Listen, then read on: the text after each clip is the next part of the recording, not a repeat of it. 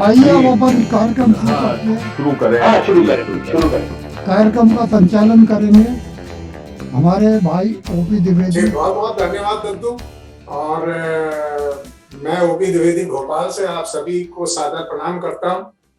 और आज का ये कार्यक्रम इसीलिए विशेष है कि राजीव भाई साहब से बहुत लंबे समय बाद मुलाकात हो रही है और बाकी और अच्छे लोगों से भी मुलाकात हो रही। दद्दू की चौपाल एक ऐसा मंच है जहाँ पर हर बार नए लोग और अच्छे लोग मिलते हैं और कई ऐसे लोग मिलते हैं जो कई साल बाद मुलाकात जिनसे होती है, जैसे आज हो रही है। तो दो लाइनों से मैं अपनी बात शुरू करता हूं। ये दौलतें कहाँ कहाँ हर सू नसीब है। ये दौलतें कहाँ हर सू नसीब है। रंगमंच के किरदार में खुशबू नसीब है। वाह वाह वाह, क्या बात है।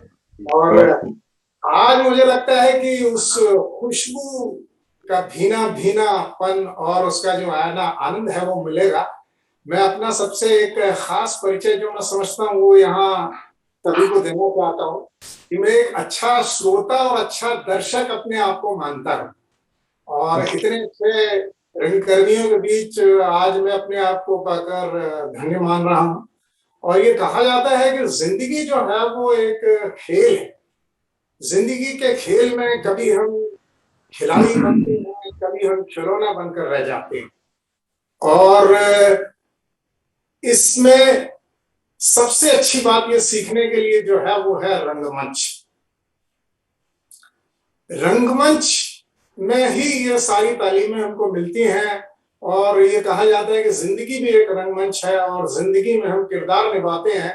और मुझे लगता है कि रंगमंच पर भी जो अभिनेता किरदार निभाता है वो मुझे लगता है कि तमाम उन किरदारों में कई जिंदगी के तजुर्बे हासिल करता है, ऐसा मेरा मानना है। तो और ये भी कहा जाता है कि जो लम्हे खास होते हैं उनमें किस्से जरूर होते हैं। जो लम्हे खास होते हैं उनमें किस्से जरूर होते हैं और जो हादसे होते हैं वही मशहूर होते हैं। और मुझे ऐसा लगता है कई बार ऐसे हुए हैं और हमारे बीच इतने अनुभवी रंगकर्मी मौजूद हैं जिससे हम सब आज लाभान्वित होंगे उनके अनुभव से और आनंद भी लेंगे। और इसीलिए आज दद्दू की चौपाल में जो चर्चा का विषय है वो है मेरे शहर के रंगमंच से जुड़े दिलचस्प किस्से। मेरे शहर का रंगमंच और उससे जुड़े किस्से। और आज हमारे बीच जो है इस चर्चा में 5 लोग मौजूद हैं। अनिल रंजन भौमिक जी हैं जो हमारे बीच इलाहाबाद दद्दू की चौपाल में उनका स्वागत करते हैं। और ये 45 वर्षों से जुड़े हैं और इनका लंबा अनुभव है। करीब नाटकों में आपने जो है 60 नाटकों में आपने निर्देशन किया है और अनुभव भी किया है। और हमारे बीच नवीन चौबे साहब हैं जो संस्कारधानी जबलपुर से जुड़े हुए हैं और रंगमंडल विवेचना से लंबे समय से जुड़े हुए हैं। और मुझे अभी भी वो 2 लाइनें याद हैं। और हंसा कर ले किलोल, हंसा कर ले किलोल, मतलब जो हम अपनी मिट्टी की जो खुशबू है उसको भूल जाते हैं। तो जितनी बार मैं उनके इस तरह के ड्रामे देखता हूँ तो मैं उससे जुड़ जाता हूँ। और उसमें वो राई नृत्य और वो अभी तक मुझे याद है भाई साहब और बहुत आनंद आया था।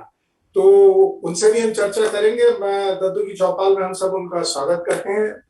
1973 से वे जुड़े हुए हैं और हरिशंकर परसाई जी की जो कृति थी निठल्ले की डायरी उसमें मुझे याद है उस पर आधारित एक जो ड्रामा था वो नवीन जी ने 25 वर्षों से खेल रहे हैं और लगभग 800 शोज उसके हो चुके हैं। उसका जो केंद्र किरदार था काका जी, कई लोग तो उन्हें काका जी के ही नाम से जानने लगे।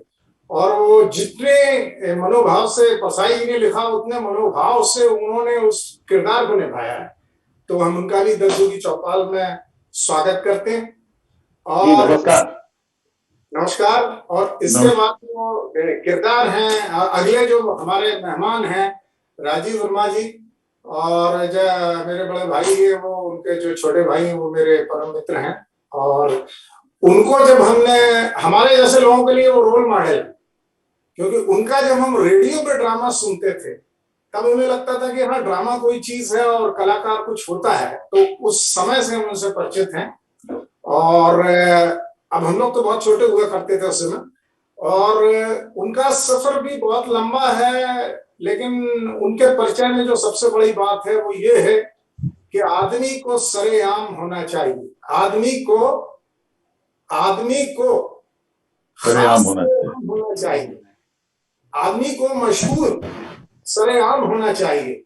उनसे सीखने वाली बात है कि उनके परिचय में तो अब हम जितना कहा उतना ही कम है, क्योंकि उनकी रेडियो से शुरुआत हुई है। रेडियो से शुरू होके रंगमंच से लेकर बॉलीवुड तक गए हैं, लंबा सफर है और कई उनकी उपलब्धियां हैं और अभी भी वो सफर में है। सबसे बड़ी बात यह है कि अभी शहर के जो रंगकर्मी हैं उनको वो बहुत प्रमोट कर रहे हैं, मोटिवेट कर रहे हैं। और एक मंच पर और हम लोग अभी साथ में थे जहां पर उनको और मुझे बुलाया था, तीसरे को के साथ 3 लोगों को हम लोगों को बुलाया था। और ये अच्छी, वहां भी मैंने देखा था कि वो लोगों को बहुत प्रेरित कर रहे हैं। नए नए रंगकर्मियों को जब भी उनको समय मिलता है और कोई बुलाता है तो वो जरूर जाते हैं और वहां पर जाकर उनको मोटिवेट करते हैं। और उनका सबसे बड़ा परिचय शहर के लिए हमारे एक है कि उन्होंने 1982 में भोपाल थिएटर्स की एक स्थापना की थी, जो बहुत, जहां से बहुत कलाकार निकले। अभी भी मंच उसके तहत कई रंगकर्मियों को अभी भी मिल रहा है और पहले भी मिला था। और आप सभी जानते हैं, आप तमाम फिल्मों में भी उन्होंने काम किया है। ओपी भाई, और मुझे इसलिए वो जो 2 लाइनें जो मैं कह रहा था वो पूरी करूंगा, जो उनसे सीखने वाली बात है। मुझे लगता है कि हमें क्या, सभी को सीखना चाहिए कि आदमी को मशहूर सरेआम होना चाहिए। आदमी को मशहूर सरेआम होना चाहिए, लेकिन खास होकर भी आम होना चाहिए। ये बात मुझे बहुत अच्छी लगी। बहुत बार मिले, बहुत अच्छे से वो मिलते हैं, सारे लोगों को मोटिवेट करने का ही लगता नहीं है कि किसी हम बड़े किसी सेलिब्रिटी से या कोई नाम है उसके लिए। मैं एक बात कहूंगा मैं जी राजीव भाई के बारे में। जी जी, बोलिए बोलिए। राजीव भाई से मेरी पहली मुलाकात हुई थी 1972 में, जब मैं कॉलेज में फर्स्ट ईयर में था और ये एनुअल फंक्शन में नाटक डायरेक्ट करने आए थे। तब एंट्री एग्जिट क्या होती है, ड्रामे का जो ऑफिशियल प्रोटोकॉल था मुझे नहीं पता था। तो पहली बार मैंने देखा अच्छा नाटक ऐसा होता है। मुझे याद है वो नाटक था कलाकार की तलाश। राजीव भाई आपको भी याद होगा। याद। तब से राजीव भाई से मेरा परिचय रहा। 1972 से अभी पॉलिटेक्निक में। पॉलिटेक्निक में। फिर उसके बाद हम भोपाल में नाटक करते रहे। फिर हम लोगों ने बीच में एक संस्था बनाई, हम सब, जिसमें भोपाल के सारे कलाकार थे। उसमें 2 नाटक भी खेले, जिसमें अशोक बुलानी से लेके उदय शाहणे तक, हरीश त्रिवेदी से लेके राकेश विधुआ तक, प्रमोद कामत से लेके रफीक खान तक, सारे कलाकार उस समय के सारे लोग थे उसमें। सारे एक नाटक में काम किया उन लोगों ने। एक और हिंदुस्तान था वो नाटक। जी जी जी। फिर उसके बाद बरसों बाद राजीव भाई से टेलीफोन पे बात हुई। एक आवाज में उनने पहचान लिया, अरे देवकांत। और तब तक ये बड़े मशहूर हो चुके थे। ये पिछले हफ्ते की बात है। मैंने कहा ऐसा, राजीव भाई ऐसा है दद्दू की चपल। बोले जरूर जरूर। और वही सहजता, वही सरलपन, मतलब जो आप कह रहे हैं ना, मशहूर आदमी। हाँ, बस आप आगे चलिए। हम और इसके बाद हमारे साथ जो हैं ग्वालियर शहर से जितेंद्र गौड़ जी हैं, जो 1982 से, नमस्कार गौड़ जी, 82 से नाटकों से जुड़े हुए हैं। इनका भी बहुत लंबा अनुभव है, नाटक निर्देशन, नाटकों में अनुभव और संगीत परिकल्पना। इसके अलावा एक खास जो और इन्होंने किया है कि बहुत सारे कहानियों का जो है वो नाट्य रूपांतरण किया है, जिन चीजों की अभी मंचों को भी खास जरूरत है। तो हम उनका भी हार्दिक स्वागत करते हैं। स्वागत है आपका गौर साहब। और जो हमारे अगले जो हमारे मेहमान हैं वो हैं यूपी से, आजमगढ़ से। उनका नाम है अभिषेक पंडित जी और वो 1997 से रंगमंचों से जुड़े हुए हैं। उन्होंने भी काफी सम्मान प्राप्त किए हैं और उनके भी बहुत सारे अनुभव हैं, उनका भी हम लाभ लेंगे। और अब समय सीमा भी है तो मुझे लगता है कि हम इस कार्यक्रम को शुरू करते हैं और हम इस चौपाल में अपने अतिथियों को एक एक कर आमंत्रित करना चाहेंगे ताकि वे अपने दिलचस्प किस्से यहाँ पर शेयर कर सकें। और रंगमंच पर आता है जिंदगी का सलीका। बहुत सारी चीजें जो है रंगमंच पर ही आदमी सीखता है, क्योंकि जो हम ये दिलचस्प किस्से अभी चर्चा करेंगे उनसे भी मुझे लगता है काफी चीजें आपस में सीखने मिलती हैं। रंगमंच पर आता है जिंदगी का सलीका, मरने का सलूट और जीने का तरीका। वाह, बहुत खूब, बहुत बहुत खूब, बहुत खूब। इतना करते हुए सबसे पहले मैं आमंत्रित करता हूँ। एक मिनट ओपी भाई, एक मिनट। जी हाँ, जी हाँ, स्वागत है। सभी वक्ताओं से निवेदन है कि पहले राउंड में वो अपने शहर में कौन कौन लोग और सक्रिय इसका जिक्र भी करते चले, और कौन कौन कर रहा, थिएटर कैसा कर रहा, फिर किससे भी सुना। बस जी इतना कह रहा था। बिल्कुल सही जी ओपी भाई जी। तो सबसे पहले मैं आमंत्रित करना चाहूंगा चौपाल में अनिल रंजन भौमिक जी को, जो हमारे बीच इलाहाबाद से हैं। स्वागत है भौमिक जी आप। नमस्कार आप सभी को।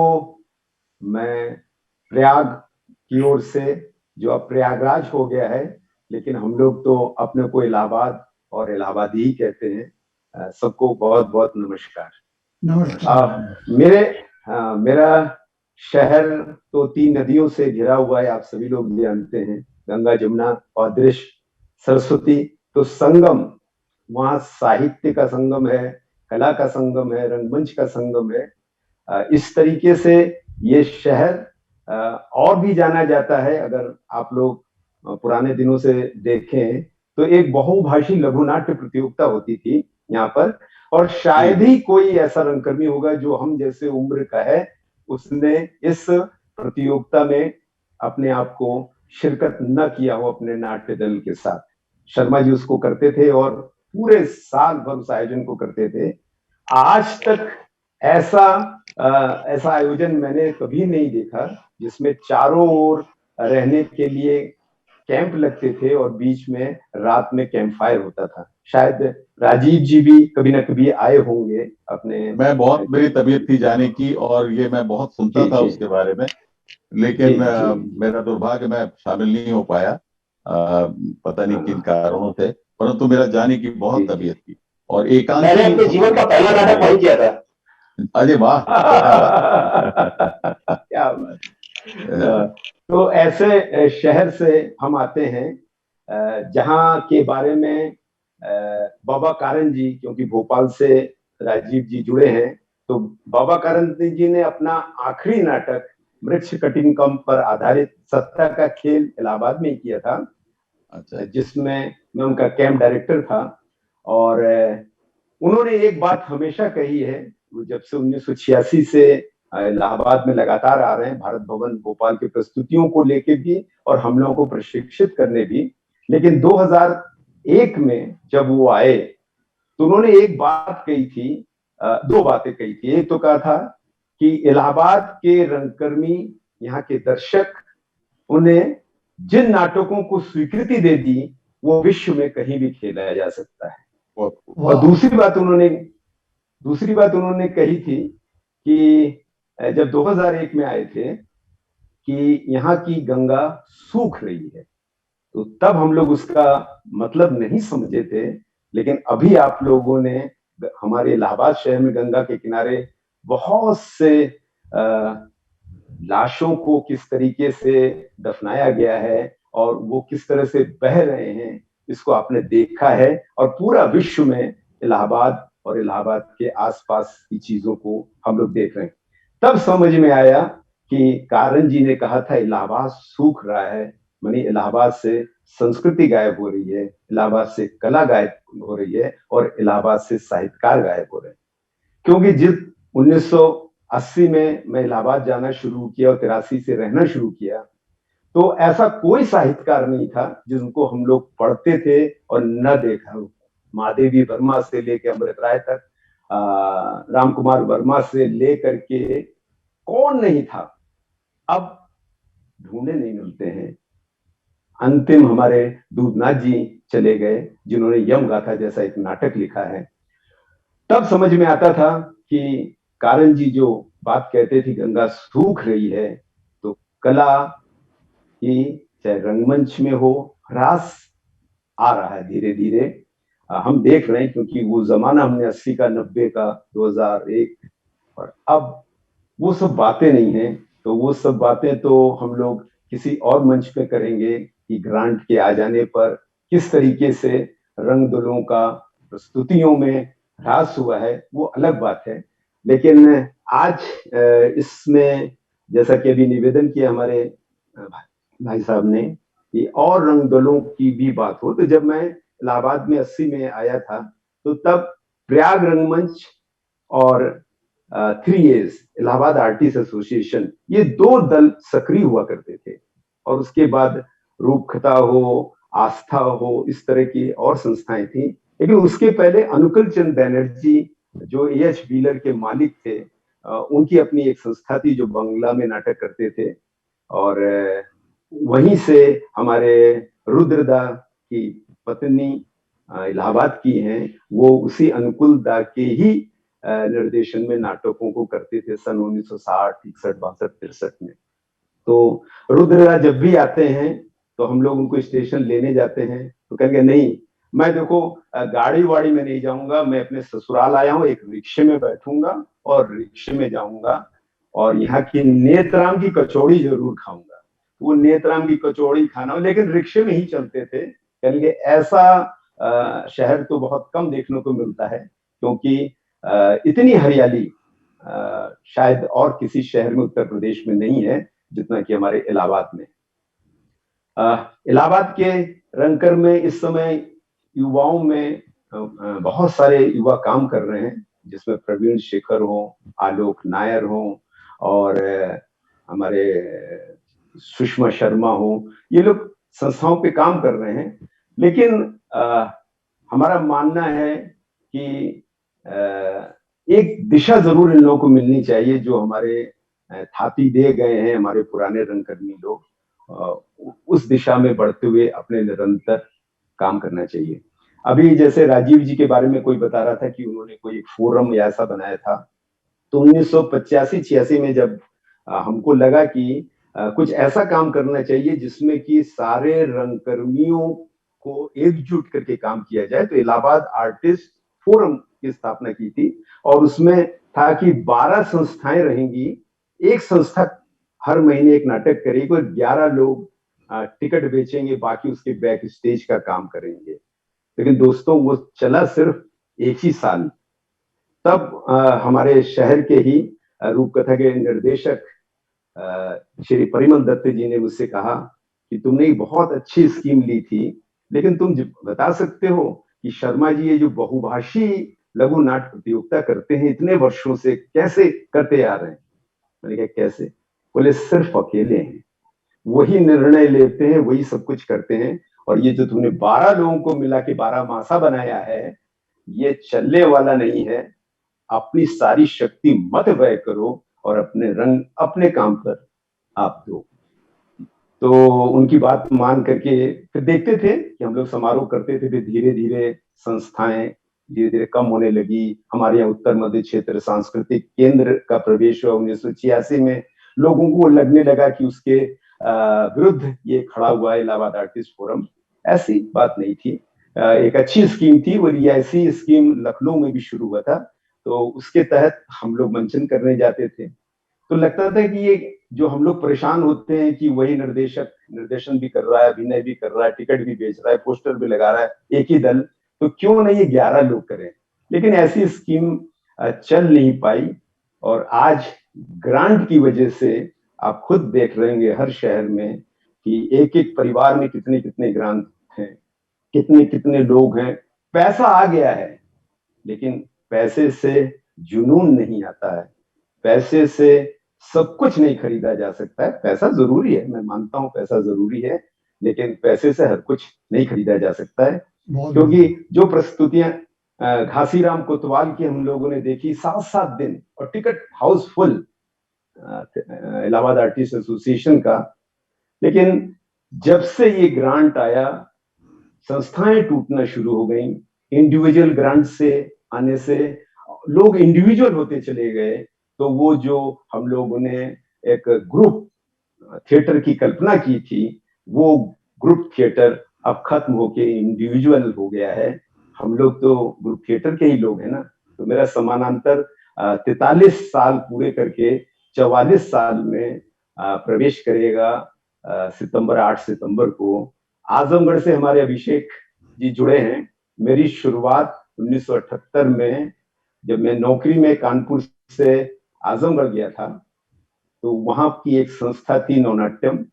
उसी दिन मुझे नवनाट्यम ने अपने यहाँ काम करने का मौका दिया था, क्योंकि मैं भारतीय नाट्य केंद्र से प्रशिक्षित होके आया था। M.K. रैना, बंसी कौल, सुशील कुमार सिंह, रवि शर्मा, त्रिपुरारी शर्मा, इन सबसे प्रशिक्षित लेके 3 साल बाद जब नौकरी में आया, तो सबसे पहला नाटक आजमगढ़ में नवनाट्यम के साथ कॉफी हाउस में इंतजार किया था।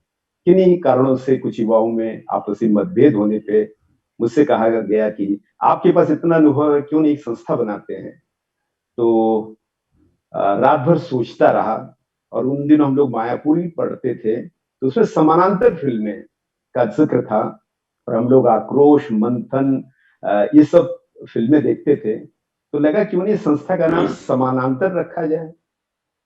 और वो दिन 8 सितंबर था। ये बाद में मालूम चला कि 8 सितंबर और 9 सितंबर की रात में बाबू हरिश्चंद्र जी का जन्मदिन था। तो हम लोग प्रतिवर्ष 8 सितंबर को हरिश्चंद्र जी के जन्मदिन से अपनी संस्था की शुरुआत है। आज 44वां साल मनाएंगे। और बादल सरकार जैसा व्यक्ति 1980 में आजमगढ़ में हम लोगों को प्रशिक्षित करने आए, तब से आज तक हम लोग बादल दा के ही फॉलोअर्स हैं, उनके ही तरीके से काम करते हैं। क्योंकि आजमगढ़ जैसी जगह में जहां पर साधन नहीं था, आज अभिषेक के पास बहुत सारे साधन होंगे, लेकिन 1978 में वो सब साधन नहीं थे। उस समय अगर बादल दा हमको नहीं मिलते, जिनका सिर्फ एक कहना था कि ऐसा थिएटर हो जो कम पैसे में कहीं भी ले जा सकते हैं, कहीं भी कर सकते हैं।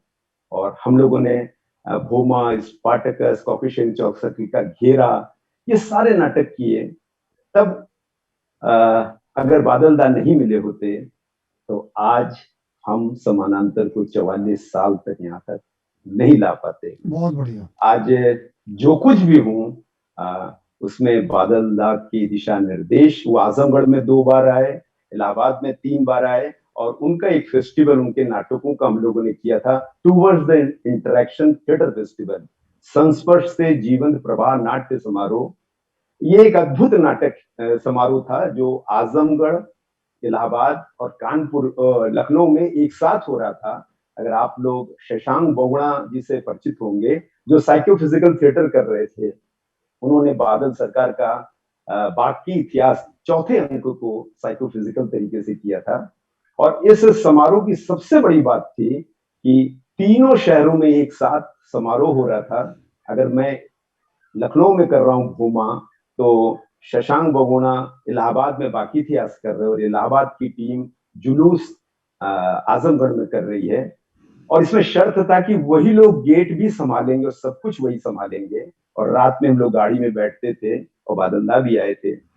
इस तरीके से इंटरेक्शन फिर अंत में इन तीनों 5 संस्थाओं ने मिलकर किया था। उसका आजमगढ़ में ही 83 में बादल दा ने वहाँ एक वर्कशॉप की थी, मैंने एडवांस।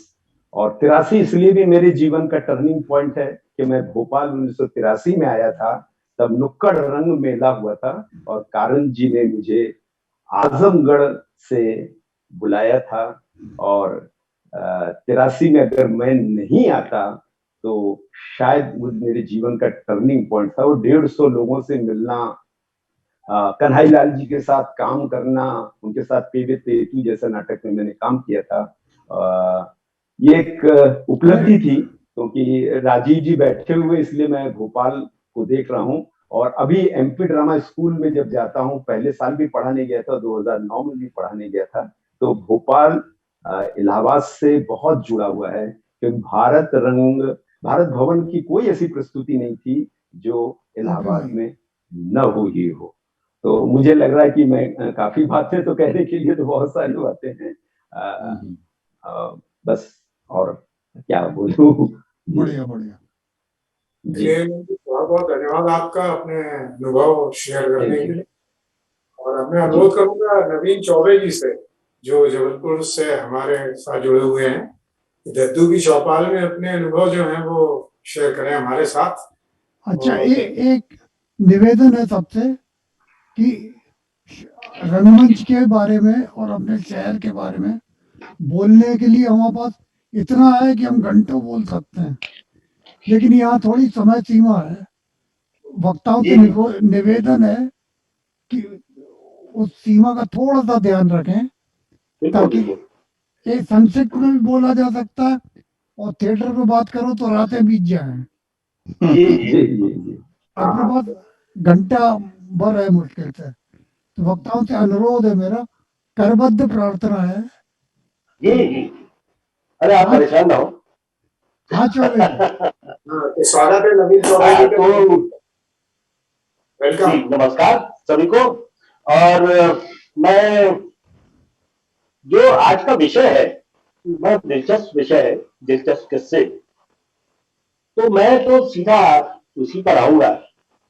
ये बात सच है कि थोड़ा सा कुछ ये बताना जरूरी है कि विवेचना जो है ये संस्था 1961 में शुरू हुई। और महाराम जी सुरजन और हर्षद परसाई इन लोगों ने मिलकर इसे शुरू किया था। और उस समय ये केवल तात्कालिक विषयों पर गोष्ठियां करते थे। और सबसे बड़ी जरूरत इस संस्था के बनने की उस समय ये थी कि वहां यहाँ जबलपुर में एक सांप्रदायिक दंगा हुआ था, उषा भार्गव कांड। उस दौरान इस संस्था का गठन हुआ था और सारे प्रगतिशील लोगों ने मिलकर इसका गठन किया था। और उस समय की स्थितियों का जायजा सब लोगों ने मिलकर लिया और उस तात्कालिक परिस्थितियों का विवेचन किया, इसीलिए उसका नाम उस समय विवेचना रखा गया। आगे चलकर 1975 में जब अलकनंदन आए, अलकनंदन ने रिक्वेस्ट किया प्रोफेसर ज्ञान रंजन से और सारे लोगों से कि भाई हम जो है इसमें एक नाट्य दल भी शुरू करना चाहते हैं, क्या आप हमें परमिशन देंगे? तो सब लोगों ने सहर्ष इसके लिए परमिशन दी और 1975 से इसमें ये नाट्य संकाय की शुरुआत हुई। फिर इसके अलग के भोपाल चले जाने के बाद ये काम अरुण पांडे ने संभाला, जो कि आज तक संभाल रहे हैं। आगे चलकर इसके दो हिस्से हुए, विवेचना रंगमंडल और विवेचना अलग अलग हो गए। खैर, लेकिन वो फिर भी अभी भी सब साथ में काम करते हैं सारे लोग। तो खैर, मैं सीधा विषय पर आता हूं, मेरे शहर का रंगमंच और उसके दिलचस्प किस्से। तो मैं एक दो किस्से सुनाना चाहूंगा, वो भी संक्षेप में। एक तो हमारे काम करते हुए हमारे साथ हुआ कि उदय प्रकाश की कहानी और हम तुम्हें प्रार्थना का मंचन हम लोगों ने किया। ये शायद 2000 की बात है, सन 2000।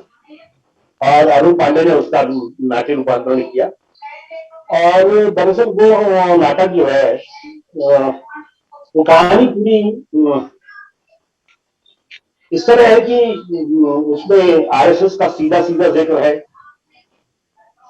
जब नाटक शुरू हुआ तो कुछ सुगबुगाहट शहर में पहले से थी, ये हमें मालूम था, लेकिन ऐसा कुछ होगा ये नहीं मालूम था जो हुआ।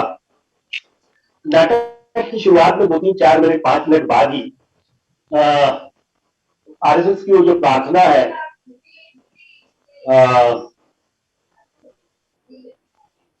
त्वया हिंद भूमि नमस्ते नमस्ते, नमस्ते सदा वत्सले मातृभूमि, त्वया हिंद भूमि नमस्ते नमस्ते।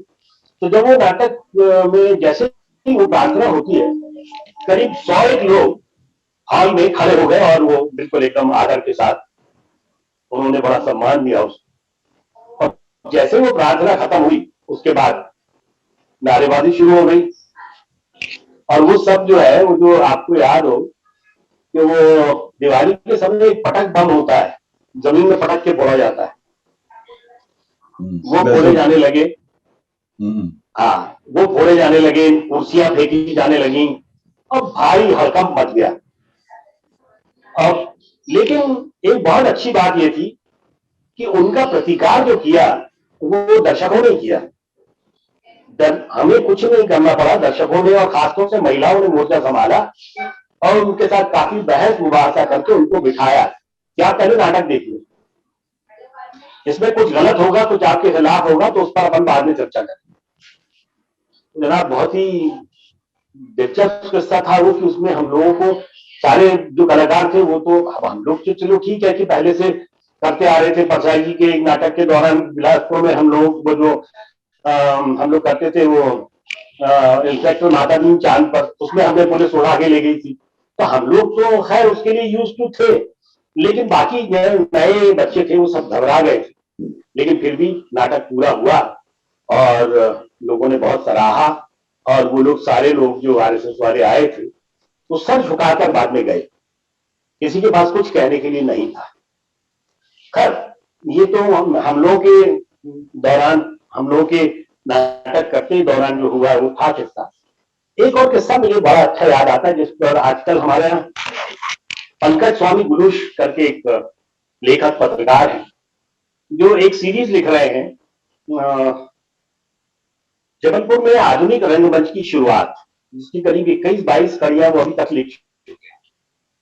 उनमें से एक कड़ी में अभी एक जिक्र था, हालांकि मुझे भी उसके बारे में बहुत पहले से मालूम था, लेकिन अभी उन्होंने काफी डिटेल में लिखा है। ये एक श्याम खत्री हुआ करते, जो मैंने भी उनके साथ काम किया है, या कहूं कि श्याम खत्री जी का आखिरी नाटक था संस्कार ध्वज, जिसमें मैंने उनके साथ काम किया। उसके बाद उन्होंने जबलपुर ही छोड़ दिया था। जबलपुर काफी पहले छोड़ चुके थे, लेकिन हाँ इसके बाद फिर वो जबलपुर नहीं आए। तो श्याम खत्री जी के निर्देशन में एक नाटक हो रहा था, राह के कांटे, जो उनका खुद का लिखा हुआ था। उस समय जबलपुर में बहुत अच्छा रंगकर्म होता था, ये 1963 की बात कर रहा हूं। तो ये राह के कांटे का मंचन था 19 तारीख को, 19/8/63 को, और ये वाकया है 13/8/63 का। श्याम गुप्ता एक एक्टर थे जो जमाने में उनके साथ काम करते थे। तो श्याम गुप्ता, बनारसीदास सूद, राकेश श्रीवास्तव, ये लोग उसमें एक्टर थे। और श्याम गुप्ता बाद में ऑल इंडिया रेडियो में चले गए और फिर वहीं से रिटायर होकर आजकल वो शायद चंडीगढ़ में रहते हैं। तो श्याम गुप्ता उस समय लाइब्रेरियन थे हितकारी स्कूल में, जबलपुर में हितकारी स्कूल है वहां, और ऐसे में आना था, इसलिए जल्दी ऑफिस से भाग के शॉर्टकट से अपने घर जा रहे थे ताकि टाइम से ऑफिस, मतलब टाइम से रिहर्सल में पहुंच जाए। तो उन्होंने देखा कि एक आदमी हाफ पैंट पहने मदन महल की पहाड़ी पर चढ़ रहा है, जहां रानी दुर्गावती का किला है उस तरफ। तो उनको वो पहचान गए, अरे ये तो प्रेमनाथ है। उन्होंने साइकिल अपनी एक तरफ पटकी और भागे भागे गए और कहा कि सर आपका ऑटोग्राफ चाहिए। अरे बोले तुम मुझे पहचानते हो? हाँ सर, मैं मालूम है कि आप प्रेमनाथ जी हैं। और प्रेमनाथ उसमें बड़े मशहूर मारूफ एक्टर हुआ करते थे बॉलीवुड के। तो उन्होंने कहा लाओ कर देता हूँ भाई, दे देता हूँ तुम्हें ऑटोग्राफ। तो उन्होंने अपनी जेब से टिकट की गड्डी निकाली, जो नाटक की टिकट पहले छपती थी, तो वो एक ऑल्टरनेटिव रहती थी, एक तरफ काउंटर फाइल रहती थी, एक तरफ टिकट रहती थी। तो वो गड्डी निकाली, उन्होंने कहा कि इसके पीछे आप दस्तखत कर दीजिए। प्रेमनाथ ने कहा ये क्या है भाई, कि चेकबुक में दस्तखत करा रहे हो? बोले नहीं नहीं ये हमारी नाटक की टिकट है, हम लोग नाटक करते हैं। अच्छा नाटक करते हो? उन्होंने पहले तो साइन किए, ऑटोग्राफ दिए और उसको पूछा कि भाई क्या हमें नहीं बुलाओ नाटक देखने अपना? तो श्याम गुप्ता बड़े खुश हो गए, उन्होंने उसमें से तत्काल 2-3 टिकटें फाड़ी और प्रेमनाथ जी को थमा दी और बड़े खुश झूमते झामते घर गए और लौट के वैसे ही झूमते झामते खुशी खुशी रिहर्सल में आए। सब लोगों ने पूछा क्या बात है, आज बड़े चहक रहे हो। शाम गुप्ता बोले बोले 19 तारीख को अपना नाटक देखने प्रेमनाथ आ रहे हैं और मैंने उनको इनवाइट किया है। अरे वाह भाई। फिर श्याम खत्री ने कहा नहीं ऐसे नहीं चलेगा, अपन चलते हैं। फिर दूसरे दिन ये लोग उनके घर गए और जाके बाकायदा आमंत्रित किया, लेकिन इसकी इन्होंने कोई पब्लिसिटी नहीं की। उसके बावजूद एक से दूसरे, दूसरे से तीसरे करके ये बात जो है फैल गई कि प्रेमनाथ नाटक देखने आ रहे हैं। शहीद स्मारक के रंगमंच पर नाटक होना था और बात कानों कान ऐसी फैली। उस जमाने में सोशल मीडिया नहीं था, कुछ नहीं था, लेकिन माउथ पब्लिसिटी बड़ी तेजी से होती थी 60 के दशक वगैरह में भी। तो साहब पता लगा कि वो वहां मालवी चौक तक लाइन लग गई। पुलिस को पता लगा तो पुलिस भागी भागी पुलिस आई। पुलिस ने बोला कौन डायरेक्टर है, बुलाओ, क्या हो रहा है, ये गदा मची हुई है यहाँ। तो साहब वो श्याम खत्री अंदर तैयारी में लगे थे, उनको मालूम नहीं बाहर क्या हो रहा है। आए श्याम खत्री, बाहर देखा, अरे बाप रे। उन्होंने तत्काल जो है टिकट काउंटर बंद करवाया और फिर में नाटक हुआ। और नाटक क्योंकि बाहर बहुत लोग खड़े थे, सैकड़ों क्या मतलब 500-700 लोग बाहर खड़े थे, उनके लिए चुंगा लगा दिया गया बाहर ताकि वो नाटक देख ना पाए तो सुन ले कम से। और नाटक के बाद प्रेमनाथ स्टेज पर आए और उन्होंने जो उसमें एक अच्छी बात ये हुई, अच्छी या बुरी जो भी थी, कि जो राकेश श्रीवास्तव थे वो एकाएक मना करके भाग गए, मैं रोल नहीं करूंगा, और वो चले गए साहब। लेकिन मनोहर महाजन भी उन दिनों थिएटर करते थे, मनोहर महाजन वहां थे। तो मनोहर महाजन स्टेज पर लोगों से मिलने आए थे। जैसा कि अपने यहाँ होता है, कल्चर है, सब लोग एक दूसरे को शुभकामनाएं देने आते। तो मनोहर महाजन भी शुभकामनाएं देने स्टेज पर आए थे। उनको पता लगा कि ऐसा ऐसा हो गया है, तो उन्होंने श्याम खत्री से कहा कि श्याम भैया मैं कर देता हूँ ये रोल। श्याम भैया ने कहा यार कर दोगे, अंधा क्या चाहे, दो नहीं तो एक ही आप सही। उन्होंने जो है तत्काल उनको रोल समझाया। याद करने का तो कोई काम था नहीं, लेकिन उन्होंने रोल समझ लिया, कहानी समझ ली कि ये पात्र किस तरह का है, उसको क्या करना है, और उन्होंने वो रोल किया। नाटक हुआ। नाटक के बाद प्रेमनाथ जब स्टेज पर आए तो उन्होंने श्याम गुप्ता और बनारसी दास और मनोहर महाजन 3 लोगों को स्टेज पर बुलाया और 3 लोगों की पूरे नाटक की तारीफ की और इन 3 लोगों से वो ज्यादा प्रभावित हुए, बहुत प्रभावित हुए। तो उन्होंने उनको जो है एक घोषणा की वहां स्टेज से, इन तीनों में से तुम भी जब भी तुम लोग कोई बंबई आओ तो मुझसे मिलना, मैं तुम्हें एक दिन का बंबई का सुल्तान बनाऊंगा। और ये बात मतलब उन्होंने यूं ही नहीं कही, क्योंकि ये सारे लोग अभी जीवित लोग हैं, ये सब जानते हैं इस किस्से को, कि जब श्याम गुप्ता पहले बार बंबई गए तो बड़ी सस्ती सी जगह चुपचाप जाके रुक गए और उन्होंने फिर उनके घर पर लैंडलाइन की फोन हुआ करते थे, तब खबर की कि मैं आ गया हूँ मुंबई और मैं इतने बजे तक आपके घर पहुंचता हूँ। तो वो शायद कौन सी जगह है जहां मुंबई में उनका बंगला था, घर था इनका प्रेमनाथ का, तो वहां से 15 किलोमीटर पैदल चलकर वो उनके घर गए और वहां पर प्रेमनाथ जी के घर पर उनके जो बच्चे थे, छोटे थे उस समय, वो प्रेम किशन और मोंटी वगैरह, ये लोग हाथों में तख्तियां लेकर खड़े थे, वेलकम श्याम गुप्ता। और बड़ा अच्छा खार मकदम हुआ उनके घर पर और ये बार बार इधर उधर देख रहे थे कहीं बीना राय जी से मुलाकात हो जाए। तो एकाएक बीना राय जी प्रकट हुई और बड़ी जल्दी में थी, उनको कहीं जाना था। पता लगा कि उनका कोई केस था कोर्ट में, किसी प्रोड्यूसर ने उनके पैसे वैसे रोक लिए थे, उसको लेकर कोई केस था, और बोली कि जल्दी में हूं मैं, अभी शाम को मिलूंगी। तो वो निकल गई और जब शाम को लौट कर आई तो मिठाई का डब्बा लेकर आई और बड़ी खुश थी और आकर उन्होंने कहा कि शाम तुम मेरे लिए बहुत लकी हो, तुम आए और आज देखियो मैं केस जीत गई, मुझे सारा पैसा भी मिल जाएगा और सचमुच में तुम बड़े लकी।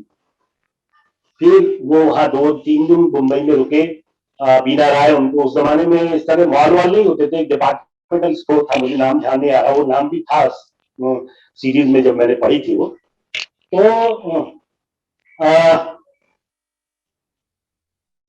उनको काफी कपड़े लत्ते दिलाए, काफी गिफ्ट वगैरह दिलवाई।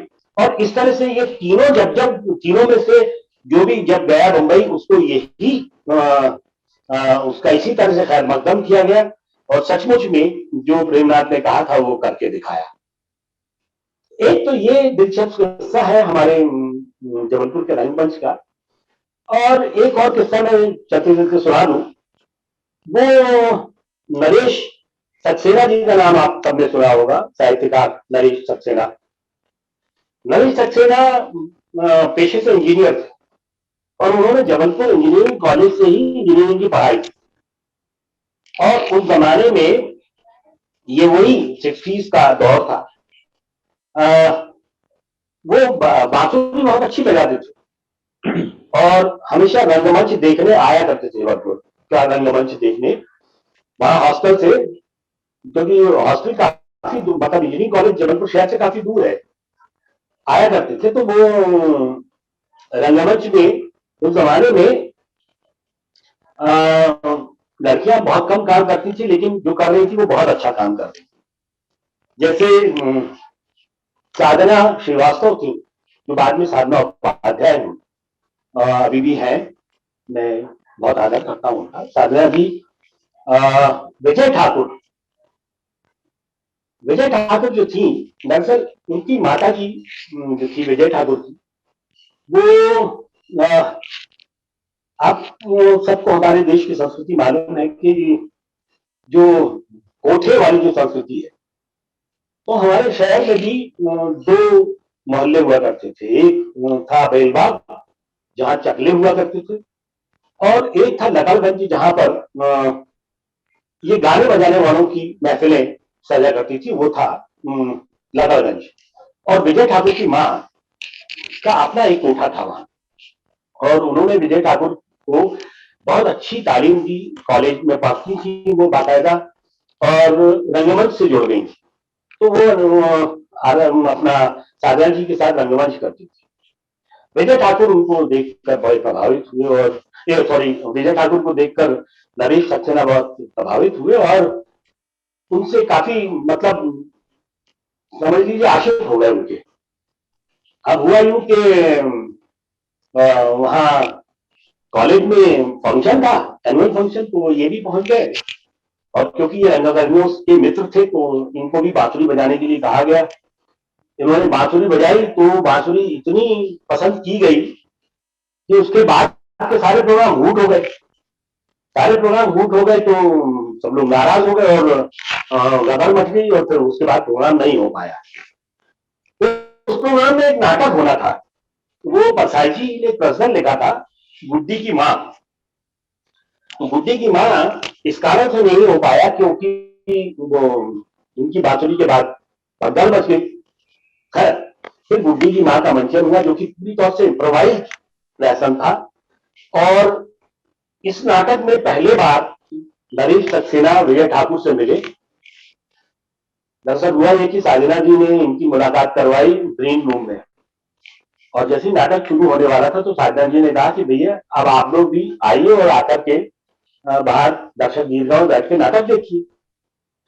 लेकिन नाटक खत्म हो गया। नाटक खत्म होने के बाद जब सारे लोग ग्रीन रूम में आए तो ये दोनों वापस बसे के वैसे ही बैठे हुए थे। मतलब ये आए नहीं नाटक देखने दोनों, नरेश सक्सेना और विजय ठाकुर। तो काफी साधना जी ने घाट वाट पिलाई इन लोगों को, और उसके बाद बात शादी तक पहुंची। और लेकिन विजय ठाकुर की मां ने एक शर्त रखी कि बारात नकलगंज मेरे कोठे पे आई तो ये शादी होगी, अदरवाइज नहीं होगी। लेकिन साहब, प्यार तो तब भी अंधा होता था, प्यार अब भी अंधा है, और वो एक बहुत सच्चा प्यार था। नरेश सक्सेना जी ने उनकी ये शर्त मानी, और बाकायदा जबलपुर शहर के सारे साहित्यकार, पत्रकार, कलाकार बारात लेकर नगरगंज में कोठे पर गए और विजय ठाकुर की मां ने उस जमाने में हर बाराती को 101 रुपए विदाई दी। ये बड़ा ही दिलचस्प किस्सा है हमारे यहाँ शहर के रंगमंची संसार का, जो आज तक लोग जिसके बारे में चर्चा करते हैं, पुराने लोग और अब नए लोग, क्योंकि ये इस तरह की सीरीज लिखी जा रही है कि अब नए लोग भी उससे वाकिफ हो रहे हैं। तो ये दो किस्से थे, हालांकि किस्से तो बहुत सारे हैं। जबलपुर नरेश जी आज भी बांसुरी बजाते हैं, आज भी बांसुरी बजाते के साथ आज भी बजाते हैं। लखनऊ में आज भी जब वो इतने गमों के बावजूद वो आज भी सबको बांसुरी की धुन जरूर सुनाते। कविताएं तो करते ही करते हैं, बांसुरी आज भी सुनाते हैं जी। बहुत बहुत धन्यवाद नवीन जी, और बड़े दिलचस्प किस्से दोनों आपने सुनाए। और मैं अनुरोध करूंगा राजीव वर्मा जी से कि उनके भी बहुत लंबे अनुभव हैं रेडियो से लेकर और बॉलीवुड तक के रंगकर्म को लेकर भी, तो बड़े विविध प्रकार का उनका क्षेत्र रहा है काम का। और उनसे जरूर मैं अनुरोध करूंगा कि वो जरूर हमें ऐसे कुछ दिलचस्प किस्से सुनाएं जो उनको लगता हो कि यहाँ शेयर करने से हम लोगों को भी कुछ उससे सीखने मिलेगा और कुछ आगे तक हम लोग उसको याद रख सकते हैं अपने जहन में। धन्यवाद, बहुत बहुत धन्यवाद जी, बहुत बहुत धन्यवाद।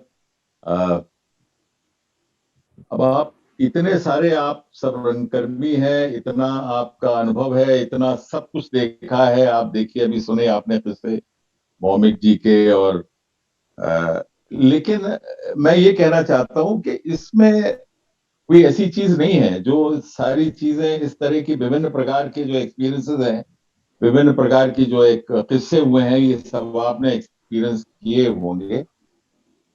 मैं केवल एक तो ये कि भोपाल जो है, मैंने उस समय देखा है जब मैं स्टूडेंट था, बहुत छोटा था। खैर बचपन से नाटक वाटक में दिलचस्पी थी, रामलीला से लेकर, और तो वो तो अपनी जगह है। लेकिन मैंने नाटक का वो वक्त देखा है, आप बिलीव नहीं करेंगे। मैं कॉलेज में था, मेरा ख्याल में बहुत first year, second year, third year, fourth year में था। तो एक नाटक बुलाया गया, शायद कंजूस, ओम शिवपुरी उसमें थे, बंबई से एक नाटक बुलाया गया। और वो नाटक शरद जोशी ने बुलाया था, शरद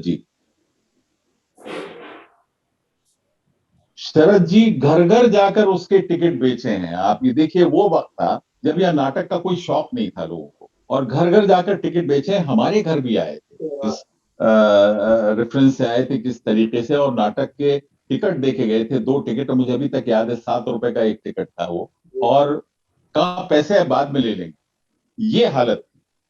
और आज हमारे भोपाल में ये हाल है। देवकांत भी उससे बहुत ज्यादा परिचित हैं, क्योंकि वो यहाँ काफी समय रहे हैं। अब हमें छोड़ के वहां चले गए, बस गए। और तो अब ये हाल है यहाँ पर।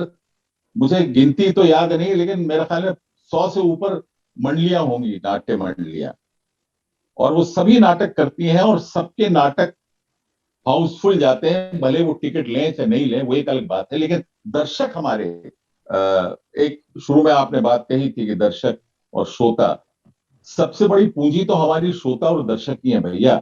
नाटक अकेले नहीं होता है। नाटक एक तो सारे मंडलियों में सब मिलके होता है, और देखने वाले जब तक दर्शक ना हो, या रेडियो का या सुनने वाले श्रोता ना हो, तो वो नाटक का कोई आनंद नहीं आता, करने वाले को भी नहीं आता और देखने वाले को भी नहीं आता। ये एक तय बात है कि जब तक, बार बार जब तक नाटक शुरू होने वाला होता है, उसके पहले हम लोग पर्दे के पीछे से पूछे, भैया कितने लोग आए, कितने लोग आए, कितने लोग आए। और जब मालूम होता है कि हाउसफुल हो गया, तो देखो आप जोश क्या होता है। तो ये एक तय बात है। आज सारी मंडलियां काम कर रही हैं, ये बात अलग है। ग्रांट की जैसी बात हो रही है, वैसी समस्या यहाँ भी है। क्वालिटी जिसको बोल सकते हैं, उसको तय करने वाले कौन है ये पता नहीं, लेकिन फिर भी नाटक लगातार होता है। ये अभी कुछ दिनों से, साल 2 साल 3 साल जब से ये कोरोना लगा है, तब से अलबत्ता बड़ी जिसको बोलते हैं ना, बहुत ही निराशा और बहुत ही एक अजीब किस्म की एक माहौल है। अन्यथा साल भर में भोपाल में मुझे लगता है कि 300-400 से ज्यादा नाटक होते थे। कोई दिन ऐसा नहीं जाता था। और एक सबसे अच्छी बात क्या है, सबसे बड़ी बात जो मुझे, क्योंकि मैं बीच में काफी साल यहाँ पर बहुत ज्यादा एक्टिव नहीं रहा, मेरी पत्नी रीता रही, मैं आता था कभी करके चला जाता था, भोपाल थिएटर्स तो चल ही रहा था। तो उस समय से ये हाल मैं देखता हूँ, देख के बड़ी प्रसन्नता होती है कि फेस्टिवल होता है हर ग्रुप का, और उस ग्रुप में उसका नाटक जो ग्रुप होस्ट कर रहा है, जो उसका मेहमान नवाजी कर रहा है, वो उसका तो एक आध ही नाटक होगा या नहीं भी होगा, लेकिन बाकी सारे ग्रुप्स को इनवाइट करता है। 5, 7, 6 रोज 10 रोज जितने रोज का नाटक होता है। एक हमारे यहाँ बड़े मशहूर हमीद मामू हैं, वो भी एक संस्था चलाते हैं, और वो संस्था जो है वो क्रिकेट एकेडमी है। क्रिकेट एकेडमी है, उसके अंतर्गत वो नाट्य समारोह करते हैं। तो उसमें नाटक होता है और बड़ा मशहूर है, लोग बहुत ही शौक से, बहुत चाव से आते हैं, और सारे लोगों को जोड़ रखा है उन्होंने। तो ऐसे ऐसे लोग भी हैं हमारे यहाँ करिश्माई, और हर तरह का कार्यक्रम करते हैं वो। गोष्ठियां होती हैं, कहानी पाठ होता है, सब कुछ होता है यहाँ पर।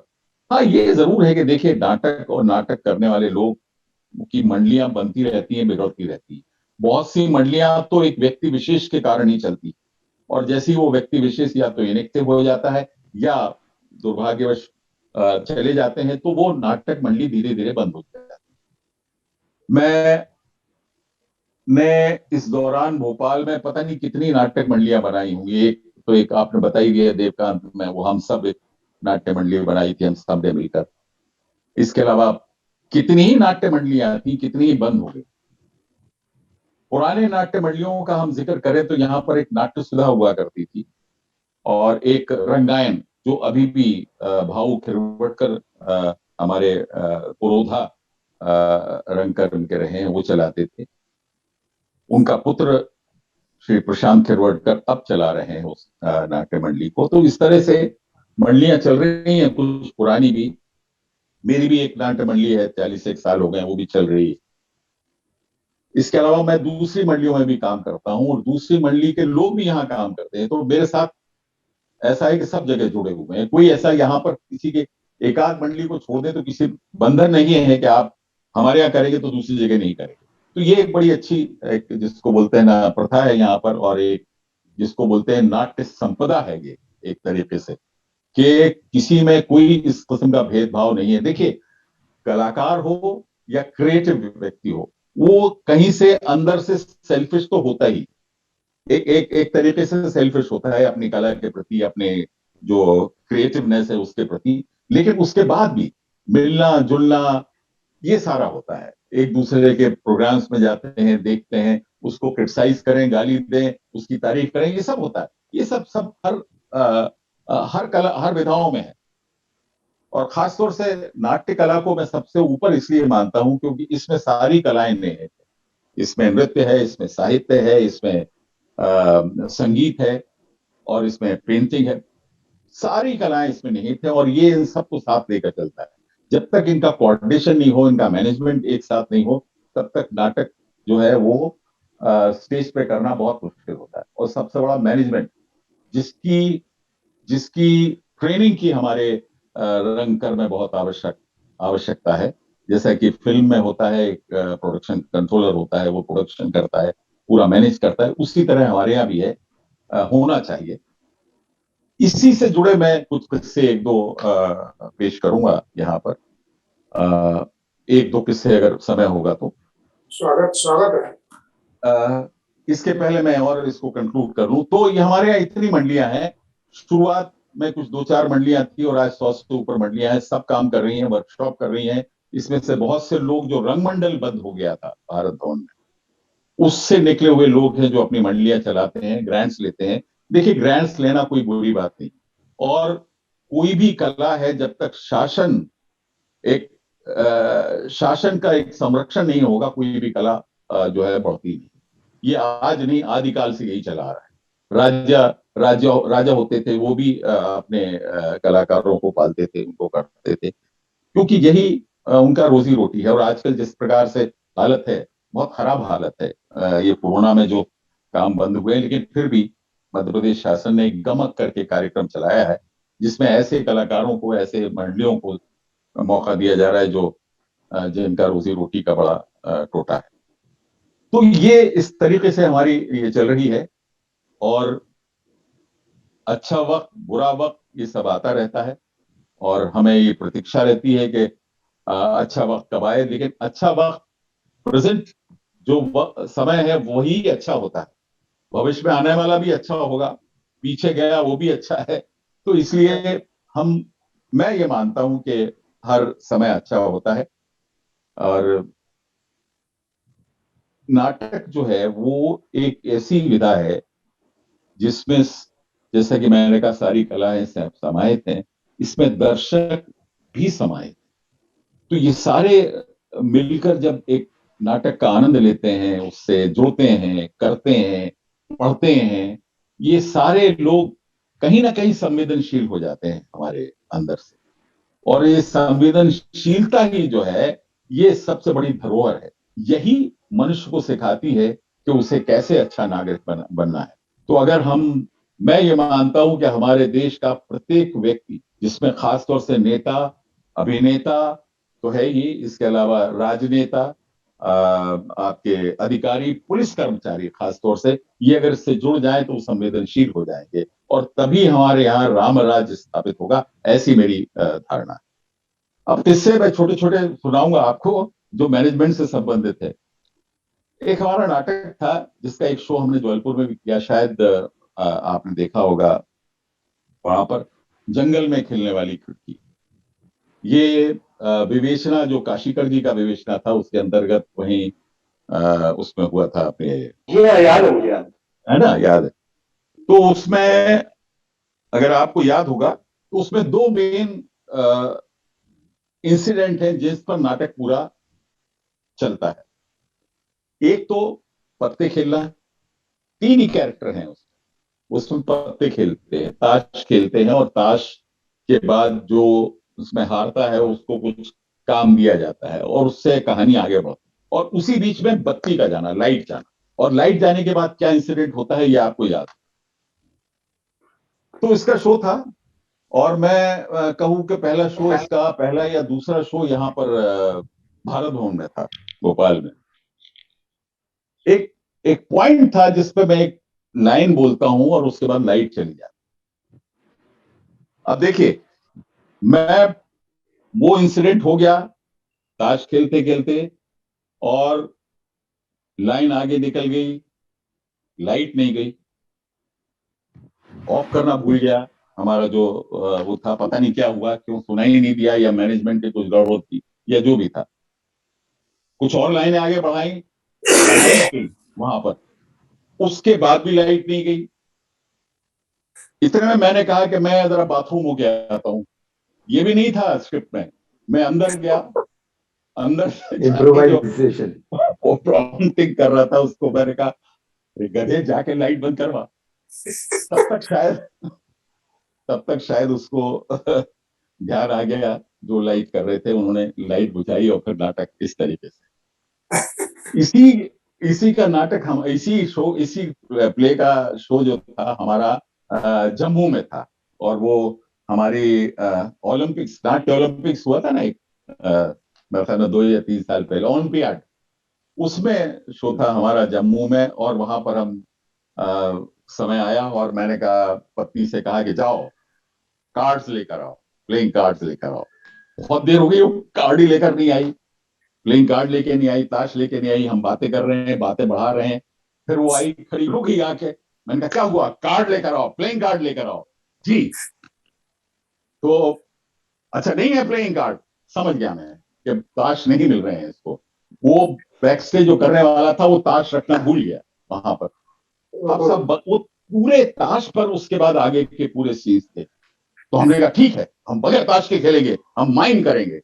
तो ये ऐसे इंसिडेंट है। और उसके बाद पूरे सब लोगों ने बड़ा आनंद, इम्प्रोवाइजेशन करके उसका आनंद लिया, और दर्शकों को समझ में ही नहीं आया। वो ये समझे कि वाकई ऐसी स्थिति होगी। तो ये कुछ स्थितियां हैं। एक बहुत पुरानी जमाने की है, बहुत छिछोरी, जिस वक्त हम ये देवकांत के साथ ये जो कलाकार की तलाश, वो भी एक कॉमेडी थी, एक 15-20 मिनट का, मेरे ख्याल में आधा घंटे का नाटक था। इस तरह का हम कॉलेज में भी करते थे। तो कॉलेज में एक बार हमारा शो था रविंद्र भवन में, और पता नहीं किस वजह से बाढ़ पीड़ितों के लिए या किसी के लिए कुछ चैरिटी कर रहे थे वहां पर। तो एक वैरायटी प्रोग्राम था, और उसमें एक नाटक मैंने डायरेक्ट किया था, उसमें एक्ट भी कर रहा था। उसमें कुछ किराएदार और मकान मालिक का कुछ था, और मकान मालिक जो था वो साउथ इंडियन है, और किराएदार दो लड़के हैं, वहां रहते हैं एक कमरे में, और मैं किराया वसूल करने आता हूँ और उनके पास किराया नहीं। और वो एक जो असली जिसको किराया देना है वो छुप जाता है जब मैं किराया लेने आता हूँ, और वो खाट के नीचे छुप जाता है, और मैं ढूंढता हूँ उसको, कहाँ गया ये, मेरे को किराया लेना है, और मैं देख लेता हूँ कि उसको वहां है, तो उसके पैर पकड़कर खींचता हूँ।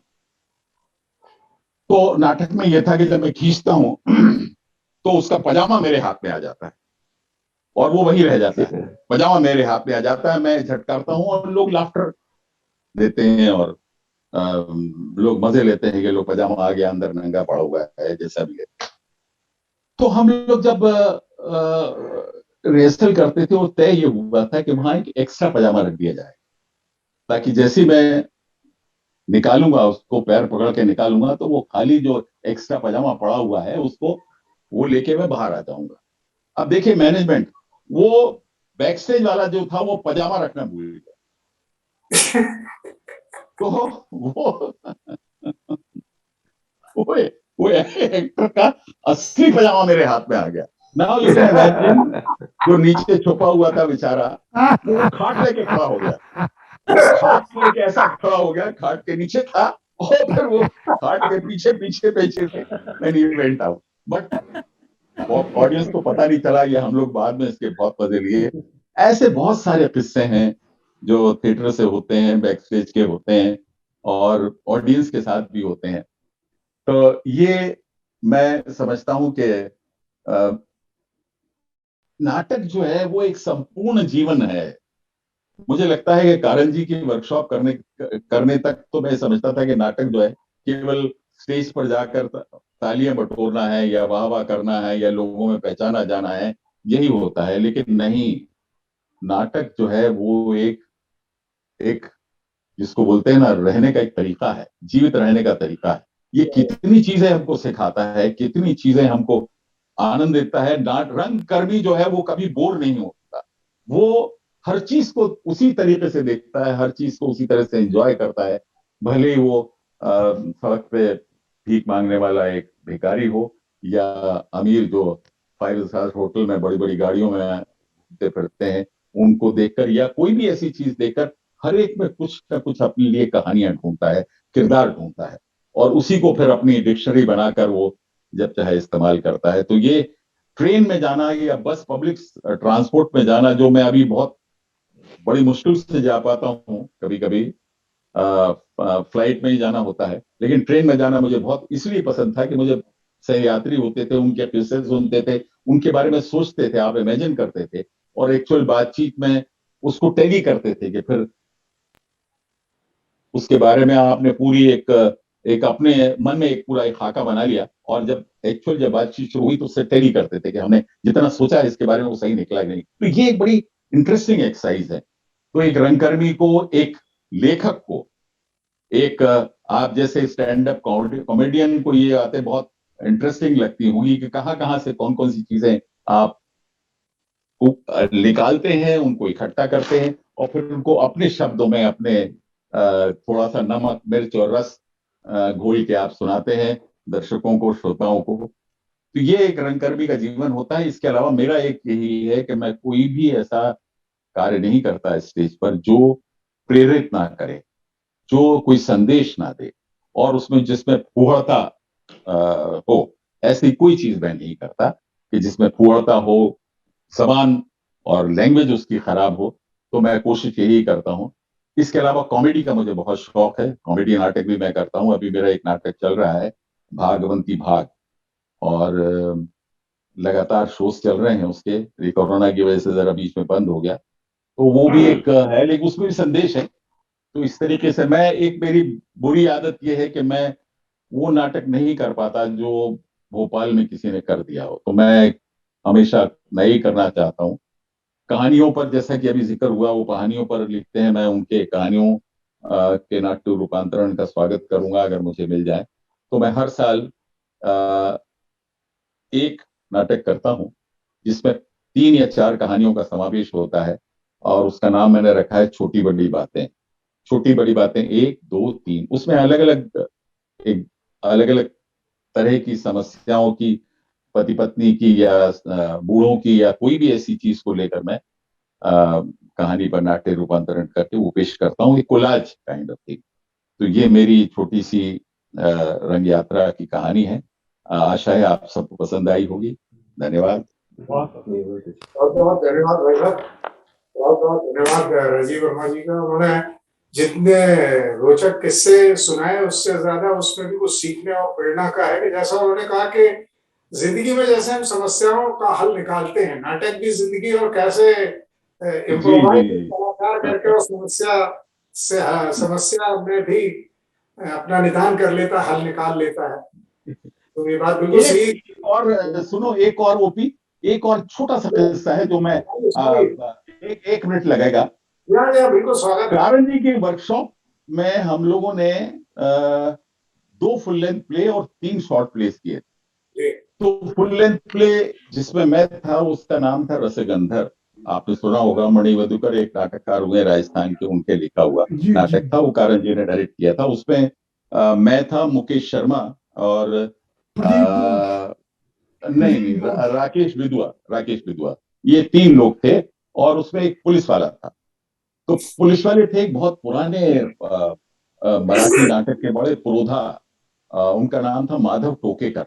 शायद तुमने नाम सुना हो, माधव टोकेकर बुजुर्ग थे। तो वो हवलदार बनते थे।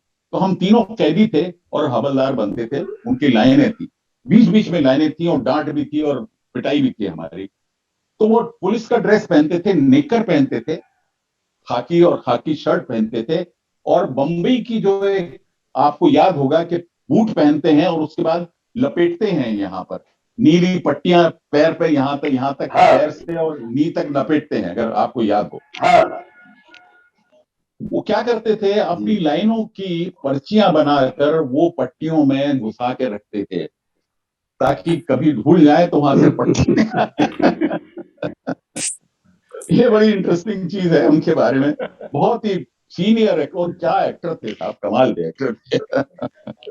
ये मैंने कहा एक छोटा सा किस्सा और आपको बता दूं। बहुत बहुत खूबसूरत, बहुत बढ़िया। बहुत बहुत धन्यवाद आपका। बहुत ही सटीक कुछ चीजें आपने सुनाई और सीखने की भी थी और मजा भी आया। वाकई दिलचस्प किस्से हैं, जहन में रहेंगे। मुझे एक वाकया याद आ गया कि मेरे एक साथी थे भूषण गिलोरी। हाँ, भूषण था, इसमें रंगमंडल में था। हाँ ड्रामे एक बहुत पहले वो कर रहे थे, तो उन्होंने कहा यार आप मेरा साथ दो। तो मैंने कहा चलिए ठीक है। तो हमने तय किया सब कुछ टिकटें बांटी। तो उन्होंने एक दे दी, मुझे दे दी। अब सेफिया कॉलेज के एक और मेरे मित्र थे, तो वो मेरे साथ थे। तो मैंने कहा यार ये टिकट कुछ बेच रहे हैं, आज तक टारगेट तो 2-3 टिकट बिक जाते हैं, वैसे तो महीना भर का टाइम है। तो उन्होंने देखा 2-3 बार कि ये टिकट का कहते हैं कि इस तारीख को प्ले है और लोग मना कर देते हैं। तो वो कहले ऐसा करो है, ये गड्डी मुझे दो आप, अब किसके पास चल रहा है। तो मैं ले गया कि यार एक प्ले है। मैंने उनसे कहा यार प्ले, बोले भाई साहब ये आपके दोस्त है ना, ये एक प्ले हो गया है 15 अगस्त को, 15 अगस्त को आप फ्री होंगे। तो बोले भाई साहब 15 अगस्त को तो मैं बिल्कुल फ्री नहीं हूँ। और तो कहले अरे मतलब 14 या 16 को होता तो फिर आप आ जाते, क्या करें 15 को। हाँ तो मैं 14 या 16 को तो मैं कहले भाई साहब 10 रुपए निकालिए, ये जो प्ले है ये 14 को ही हो रही है और आप आ सकते। जी जी तो जो आप कह रहे हैं उस दौर में जब टिकट नहीं बिकते थे और अब जो है लोग जाते हैं, वो बात वो हाल था। तो बहुत बहुत धन्यवाद राजीव जी, आपका हृदय से जद्दू की चौपाल में। और अब मैं आमंत्रित कर रहा हूँ हमारे बीच जितेंद्र गौड़ जी हैं, ग्वालियर से 1982 से जुड़े हुए हैं। तो उनके भी दिलचस्प किस्से का अपन आनंद लेंगे। स्वागत है गौड़ साहब आपका। नमस्कार। नमस्कार। ग्वालियर शहर की जब बात चली है, दद्दू साक्षात देवकांत शुक्ला जी, इन्होंने यहाँ रंगकर्म किया है, ग्वालियर में किया है, बहुत किया है। और अभाग्यवश उस समय मैं इनके साथ थिएटर कर नहीं पाया। एक तो दद्दू को पूर्ण अनुभव है ग्वालियर का कैसा रंगमंच है। दूसरी बात, इनकी धर्मपत्नी आदरणीय हमारी भाभी जी वंदना देव शुक्ला, यहाँ उस समय 72 से लेकर उन्होंने senior most senior Shah ji वगैरह इनके साथ में, यजमान शाह के साथ में थिएटर किया। तो ये शुक्ला दंपत्ति जितना ग्वालियर के बारे में जानते हैं, मैंने तो उसके बाद में थिएटर शुरू किया है। अब मैं क्या कहूँ, ठीक है, अब आदेश हुआ है दादा का तो कुछ ना। दादा को नाटक देखा था मैंने, राजीव दादा का, जंगल में खिलती है। आपने देखा है? देखा था दादा यहाँ यूनिवर्सिटी हाँ, ऑडिटोरियम ग्वालियर में किया में था। आपने फिर नाटक के पश्चात जिज्ञासाएं शायद जो दर्शकों की थी, और जो हमारे युवा साथी खड़े थे, वो कहते दादा कितना इतने सीनियर मोस्ट होने के बावजूद आपने अपने बराबर का समझते हुए सबकी जिज्ञासा शांति प्रश्नों के उत्तर दिए, काफी प्रभाव पड़ा उस पर।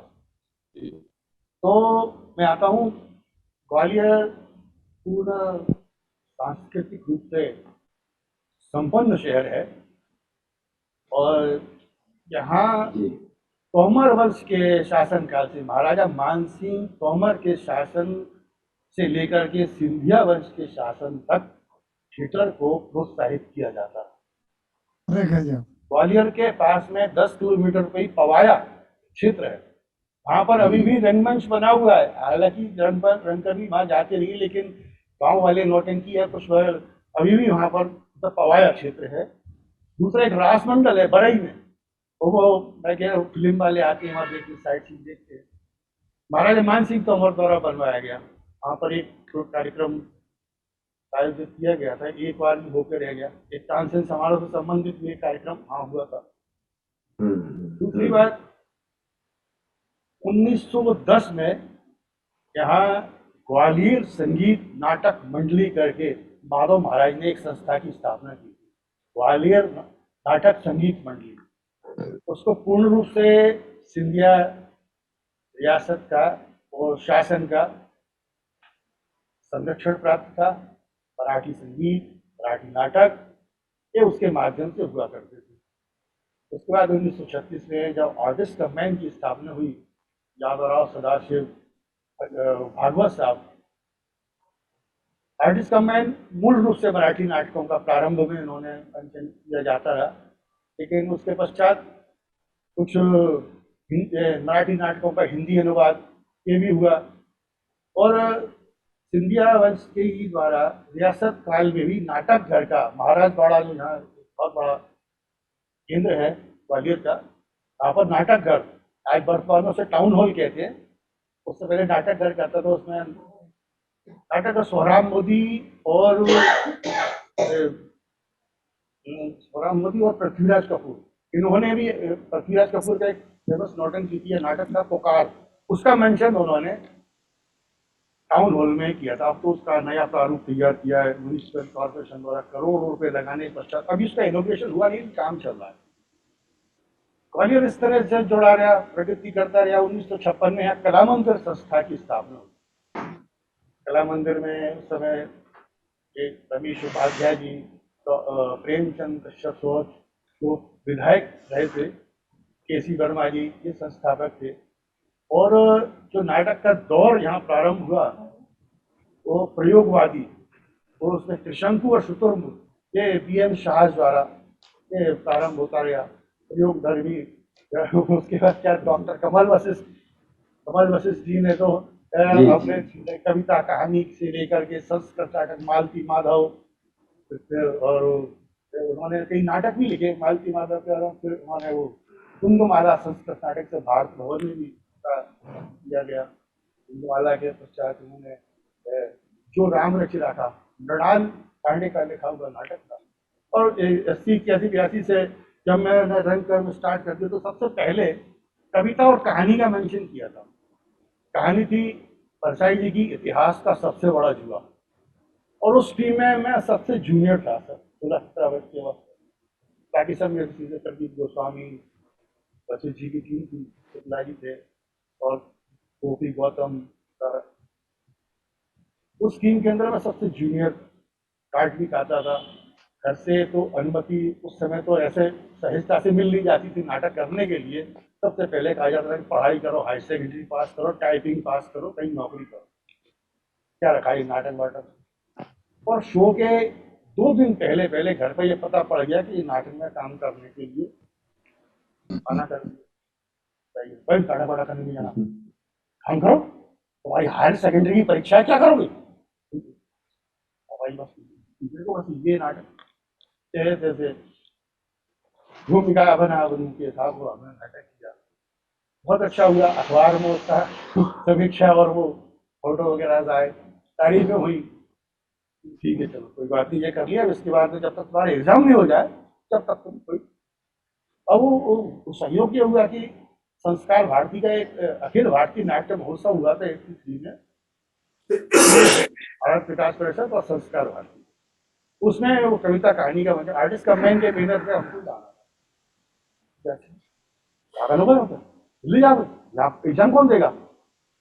भूमिका बनाई, हाथ पैर जोड़े बड़े मुश्किल से दिल्ली गए। हालांकि वो जो मैंने देखा वहाँ बाबा योगेंद्र जी और नानाजी देशमुख के सब लोग उनके साथ सामने जो प्रस्तुति की और नटराज की स्टेज और प्रमाण प्रस्तुति उनके घर पे आया तो मेरी बाकी आप हमेशा आंसू निकल गया। तो बेटा कुछ तो लिया तुमने, अब हाई सेकेंडरी वाली शायद तो फेल हो जा, लेकिन जी बहुत बड़ी उपलब्धि है। खैर उसके बाद में छोटे छोटे बड़े बड़े नाटक करते रहे और ग्वालियर के रंगमंच में मैंने इतने निकटता से देखा, बड़े बड़े अभिनेताओं के साथ काम करने का मौका मिला। सुनील उत्पल, आनंद गुप्ता, वीरेंद्र पचौरी जो कला मंदिर के बड़े, और शाहजी के सब, बलराज पंडित साहब ने टेंट लगाया था। शाहजी के जो त्रिशंकु किया था उसका एक पुनर्मंचन हुआ था 86 में। हालांकि शाहजी एक ही दिन के लिए खाली आ पाए थे उस दिन, तो थोड़ा करके चलेगा। रमेश उपाध्याय जी इसको पूर्ण रूप से डायरेक्ट करते रहे, नैनीताल में बनते था, उसमें भी अवसर मिल गया काम करने का। और मैं जिस नाटक में काम करता था तो डायरेक्टर साहब भी यही कहते थे मसूद जी, और एक बार अक्षर भी नहीं हुए तो यही बोला, बेटा तुम्हारे घर वाले इसलिए तुमसे नाराज रहते हैं कि तुम नाटक में काम करते हो, और भाई परिस्थिति तो ऐसी, कुछ काम हम अपनी वगैरह छोटी मोटी कर लो भाई, सब टाइम को छुट्टी कैसे मिलेगी फिर नाटक में, तो मुझे आना ही आना है। अच्छा ठीक है। तो केसी वर्मा जो थे वो कला मंदिर के सेक्रेटरी थे, उन्होंने वर्मा जी से बोला, वर्मा जी इसको आप स्टेज मैनेजर बना दो। ठीक है पापा, उनको पापा बोलते थे, मैंने पापा ये क्या, समझा करो। तो वो स्टेज मैनेजर बनने के बाद उस नाटक में नौटंकी शैली में नाटक था वो, जो राम रचीला का मृणाल पांडे के जी का लिखा हुआ नाटक था, उसमें काम भी कर रहा था मैं। तो उसमें नगाड़ा बजाने के लिए कोयले की जरूरत पड़ती थी, कोयले रोज चलते थे और नगाड़ा उसको शेखा करते थे, आवाज स्पष्ट निकलती थी। कोयले गाना, चाय वगैरह बोल के आना। और पापा जी क्योंकि पूर्व विधायक थे और उनके काफी संपर्क रहा करते थे, तो मुझे सुबह सुबह कभी बुला लेते थे वो, तो सुबह आ जाओ, उनके बाद हीरो मैजेस्टिक गाड़ी, उस पर संपर्क, चले जाओ। तो वो स्टेज मैनेजर मुझे बना दिया। वर्मा जी से बोला कि उसको कुछ रकम कर दो उसके पास, 100-200 रुपये खर्चा वर्चा होता है। तो वर्मा जी से कह के उस नाटक में उन्होंने मेरे को 300-400 रुपये लगवाए। और जब मैं हिसाब बना के नाटक के पश्चात ले गया, अरे पापा ये साहब बोले, बाउंसर बोले इसमें ऐसे ऐसे कर दो, चाय के साथ बिस्कुट भी जोड़ दो, इसके साथ ये कर दो। भाई तुम घर वालों को बताना ये हमको नाटक में जो पुरस्कार मिला है। पापा ये मैं नहीं कर पाऊंगा। कंधे पे हाथ रखा, चल अब मैं तेरा। उसी नाटक से जुड़ा हुआ एक किस्सा ये है, उसका सारणी में मंचन था। सारणी विद्युताग्रह कला मंदिर का शो था और वहाँ ओपन स्टेज, ओपन मैदान में स्टेज था, और आयोजक था वहाँ का जो विद्युत मंडल का जो स्टाफ था वो आयोजन थे। वहाँ जो ऑडियंस थी वो नाटक को बहुत ही कम समझती, और नाटक का मतलब वो ये समझते थे कि छोटे छोटे ऐसे मिमिक्री है, संगीत है, इस टाइप का, बोले ये सब होगा। लेकिन पांडे जी का नाटक था बौद्धिक हास, और उसके कुछ प्रयोग भी ऐसे, थोड़ी देर बाद नाटक हुट होने लगा। तो नाटक में हमारे दोस्त थे वो मिमिक्री करते थे, उनसे शो ले गया, थोड़े मिमिक्री करवाई, तब तक ऑडियंस शांत रही। उसके बाद फिर नाटक शुरू करा, फिर नाटक करने लगे यार। अरे भैया नाटक ऐसे भैया, एक उसमें सीन था, उसमें मुझे मर के गिरना था। सुनी लोकल राष्ट्र मुंबई है, तो उन्होंने मुझे मारा, मुझे मर के गिरना था। और मैं जैसे ही गिरा, लाइट चली गई, हुट होने लगा। ऊपर और दो कैरेक्टर खड़े थे, वो चलो वापस चले गए, बोले ऊपर ऊपर भगले भगले, पत्थर फेंके, पत्थर फेंके, पत्थर फेंके। मैं तो लेटा हुआ हूँ यार, पत्थर फेंका सीधा मेरे ऊपर ही आया। मैं भी उठ के, जैसे ही उठा, लाइट आ गया, जिंदा हो गया, जिंदा हो गया, जिंदा हो गया। अंदर दिन में अंदर गया। एक सीन पूरा एक सीन था, उसके बाद फिर मेरी एंट्री थी मुनीम के रोल में। लेकिन चूंकि नाटक जल्दी जल्दी करना, वो सीन काट दिया गया। तो सेठ जी पहले पहुंच गए, मुनीम जी। मुनीम जी, मैं तो अपनी वो सराड़ी वाली कॉस्ट्यूम में जल्दी चौकेट पहनी, टोपी लगाई, चश्मा लगाया, जल्दी पहुंचा, जिंदा हो गया, आगे आगे। और फिर ऑडियंस तो सही, जैसे तैसे करके वो नाटक संपन्न किया था। उसके बाद और एक तीसरा किस्सा क्या है, बड़ी हकीकत है। और नाटक में क्या मिल सकता है, 85 में मेरा एक सरकारी डिपार्टमेंट में जॉब लगा, 1-1.5 साल हुआ था, इन्वर्ट करता था मैं। कहीं की हिंसा हिंसा बहुत ही भारतीय हिंदू हरिश्चंद्र का एक लिखा हुआ नाटक था, उसका शो रायपुर और बिलासपुर में था। पहले उत्सव हुआ करते थे 3-3 दिन के, एक दिन नाटक, एक दिन संगीत का प्रोग्राम होता था, एक दिन नृत्य का होता था। तो रायपुर और बिलासपुर में उसका शो था। पड़ाव पर कलानीति का है ग्वालियर में, वहाँ ओपन स्टेज है, वहाँ हम लोग रिहर्सल करते थे। जब भी नाटक होता था ऑफिस से वैसे ही बोल करके हम चले जाते थे, बताए थे साथियों को नाटक यार, कोई दिक्कत नहीं आती। इस बार थोड़ी ईमानदारी बढ़ती साहब, हमने एप्लीकेशन लिखी, हमने कहा बाहर जा रहे, हेडक्वार्टर लीव लेके जाना चाहिए। एप्लीकेशन लेके अपने अफसर के पास गए, तुमको बाहर जाना है तो क्या कौन देखेगा? नहीं नहीं सॉरी, नहीं नहीं भाई, नहीं भाई, आप नहीं दे सकते अभी, बाहर जा रहे हैं कौन से, वो एक पहले से वो छुट्टी पे, और उसके बाद तुम छुट्टी लेके आ गए, वापस आ गए। शाम को पहुंचे हम, हमारे निर्देशक वशिष्ठ साहब बैठे हुए थे, कलाविधि जाके उस समय जो इंचार्ज थे विमल कुमार जी, वो भी बैठे, काफी सीनियर थे, काफी लोग उनकी बात मानते थे। रिजर्वेशन हो गया तुम्हारा? तो रिजर्वेशन तो हो गया, लेकिन ये छुट्टी नहीं मिल रही है। वो क्या यार, क्या करवाते हो?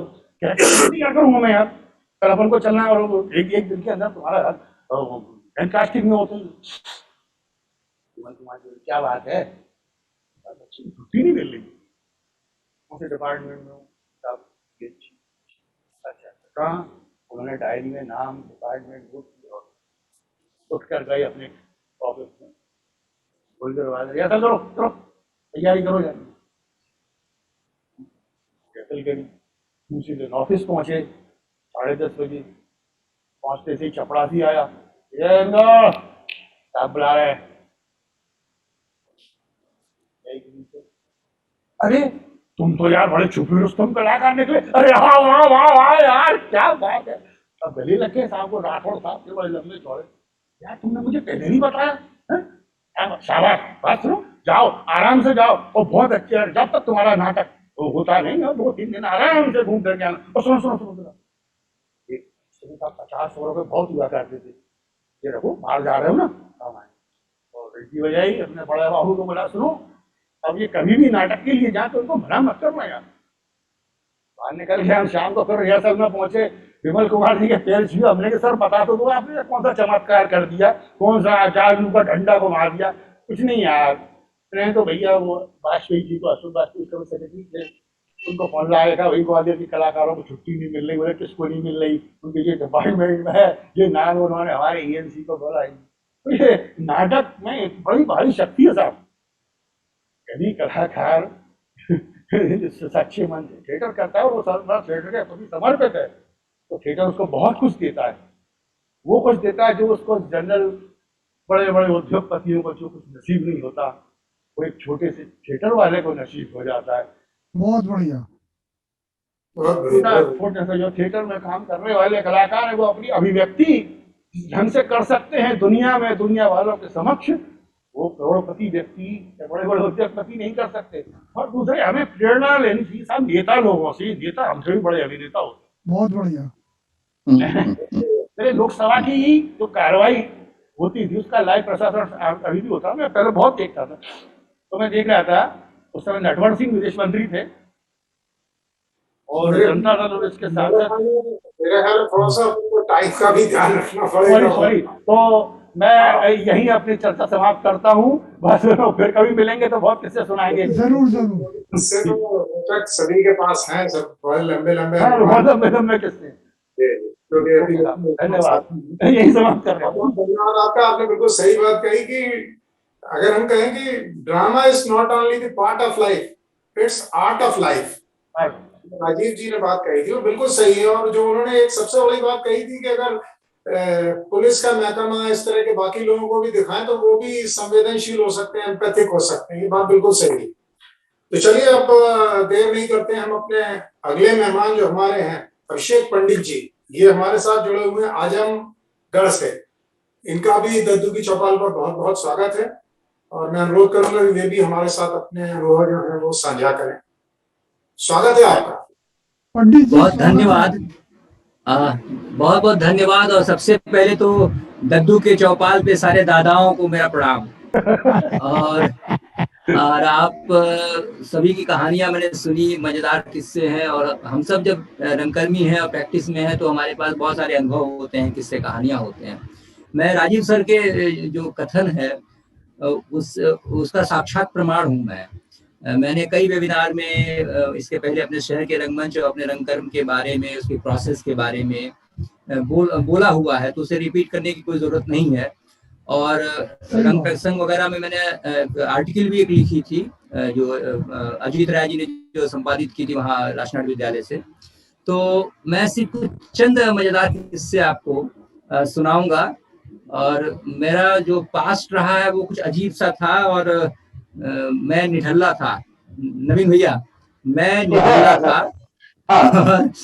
और संयोग से एक थिएटर ग्रुप में रिहर्सल करने का मौका मिला और पहले ही दिन गया तो मुझे गुंडे का रोल मिल गया, जो एक महिला जो नायिका है उसको अपने दो साथियों के साथ पकड़ के झाड़ियों में ले जाता है और रेप करता है। तो मैं निठल्ला था, तो मेरे दोस्त भी सब निठल्ले थे। मैं पहली बार नाटक कर रहा था और ये सीन जब आया तो मेरे ऑडियंस में तमाम दोस्त बैठे हुए थे। और जैसे ही मैंने उस लड़की को पकड़ा और खींचा और झाड़ियों में ले गया तो बहुत सारी अश्लील पंक्तियों से वो पूरा मैदान, मतलब जो स्थानीय भाषा बोली में हो सकता था, काफी अश्लील, उसमें मैं यहाँ कह नहीं सकता। तो मैं बहुत उससे ये बाद अपने ऊपर बहुत ग्लानि हुई कि मैं कैसा आदमी हूँ, मेरे संगत कैसे लोगों की है और ये कितना खूबसूरत जगह है, कितने प्यारे और सच्चे अच्छे लोग यहाँ पे हैं और कितना अच्छा काम होता है यहाँ पे, और मैं अब तक कहाँ फंसा हुआ था। तो वाकई रंगमंच में वो ताकत है, नाटक कला में वो ताकत है कि जिसने मुझे मेरे जीवन को जीने की कला सिखाई, एक दिशा दी। अब आते हैं कहानियों पे। हमारे शहर में भौमिक दादा हैं यहाँ मौजूद। आपके साथ एक वरिष्ठ रंगकर्मी जो थे, जो शमशुल हुदा खान आजमी, डैडी, पिनकुशन नाटक किया था, उसमें उन्होंने डैडी की भूमिका की थी। तो उसके बाद से पूरा शहर ही उनको डैडी कहने लगा था। वो हमारे बीच नहीं है। समानांतर और नवनाट्य में वो काम किया करते थे। बाद के दिनों में सारी संस्थाओं के साथ उन्होंने काम किया। जब हम लोग पहली बार, मतलब हम लोग जुड़े उनसे, तो तब तक वो उनका एक ड्राई क्लीनिंग का शॉप हुआ करता था जिसमें वो अपने कपड़े वपड़े धुलवाते थे, प्रेस कराते थे। परिवार लंबा था तो वो दुकान ही एकमात्र सहारा था उनकी जीविका का। लेकिन वो रिहर्सल पे किसी नाटक के नहीं आते थे। एक उनका एकदम बीटो पावर हुआ करता था कि वो ही कोई भी नाटक कर रहा हो, कोई सा भी नाटक, उन्होंने रिहर्सल नहीं देखा है, कोई डिस्कशन नहीं किया है और मेकअप वही करेंगे आर्टिस्ट का। और अचानक से चलते नाटक में वो अपने लिए एक किरदार ढूंढ लेते थे और अपना खुद का मेकअप करके खुद से अपना एक किरदार, हाय हेलो, अपना एक खुद से किरदार जो है गढ़ लेते थे और आके इम्प्रोवाइज करके एक सीन 1 मिनट का 2 मिनट का करके चले जाते थे। तो उस वक्त तो हम लोग को बुरा लगता था कि यार ये जैसे फुटेज खाने आते हैं। लेकिन आज जब मैं खुद 20-25 साल से प्रैक्टिस में हूँ और एक रंगकर्मी, जब मैं 1.5 साल यहाँ कोरोना में हम लोग अपने घर बैठ गए, तो मुझे एहसास होता है कि उनके अंदर कितनी पीड़ा, कितना तकलीफ या कितना उनकी चाहत रही होगी मंच पे अभिनय करने की, जो पारिवारिक जिम्मेदारी की वजह से वो नहीं कर पा रहे थे। सही बात है। से मैं शमसूल साहब को, डैडी साहब को याद कर रहा हूँ। दूसरा एक किस्सा है कि हम लोग आला अफसर नौटंकी कर रहे थे और मैं देवदत्त की भूमिका कर रहा था। तो हम लोगों ने एक बड़ा सा मंच सजाया था, शहर के बीचों बीच एक वेस्ली कॉलेज है उसके मैदान में, और संयोग ऐसा 6 महीने उसका हमने रिहर्सल किया था, क्योंकि नौटंकी क्या होता है ये हमें से किसी को पता ही नहीं था। इसे चौबोले, तवील और दोहे, ये सब कैसे गाए जाएंगे ये हमें पता ही नहीं था। तो बाद में हम लोगों ने आतमजीत सिंह जी जो लखनऊ में हैं नौटंकी विशेषज्ञ हैं, उनकी काफी सहायता ली और 6 महीने के रिहर्सल में हमने आला अफसर की 4 घंटे की प्रस्तुति तैयार की, जिसमें मुझे देवदत्त की भूमिका करनी थी। अब ऐसे आयोजन में स्थानीय स्तर पे जब टिकट ना बिक रहा हो तो आप कुछ मुख्य अतिथि बुलाते हैं, कुछ ब्रोशर छापते हैं, कुछ ऐड लेते हैं। तो हमारे शहर में एकदम नए से एक नगर पालिका अध्यक्ष हुए थे और वो उन्हें मुख्य अतिथि बना लिया गया। अब संयोग देखिए कि आला अफसर जो नौटंकी की स्क्रिप्ट है उसका भी जो मेन विलेन है कैरेक्टर, विलेन के अकेले कैरेक्टर है वो नगर पालिका अध्यक्ष है। तो मैं देवदत्त था और मुझे एक संवाद बोलना था कि चेयरमैन है मूर्ख, चेयरमैन है मूर्ख, उसी उल्लू के घर में रहता हूँ, उसकी बीवी से इश्क और बेटी से प्यार जताता हूँ। मैं तो अपने प्रैक्टिस में था और मैंने ये बोल दिया, लेकिन चेयरमैन साहब तो तमतमा गए। ये हुआ 10 साल तक वो चेयरमैन रहे और 10 साल तक हमारे शहर का इकलौता ऑडिटोरियम उनके अधीन था। तो वो हमें बहुत मुश्किल से, जैसा कि अभी गौर साहब बता रहे थे कि 15 तारीख की टिकट 14 को नाटक, उसी तरह हम 8-10 डेट लेके जाते थे और फिर बड़ी मुश्किल से किसी तरह, मतलब 10 साल काफी खराब बीते। बहरहाल एक और मजेदार सा बहुत प्यारा सा किस्सा मैं आप लोगों को सुनाऊंगा और अपनी बात को यही खत्म कर दूंगा। बहुत सारे संसाधन हम लोगों ने जुटाए हैं और लोगों से मदद लेते हैं और काम करते हैं, रेगुलर काम करते हैं। तो एक हमारा समारोह चल रहा था और हमारे स्पॉन्सर्स की कुछ प्रॉब्लम थी, हमें बहुत पैसा नहीं आ पाया था। नाटक आमंत्रित दल आ चुके थे।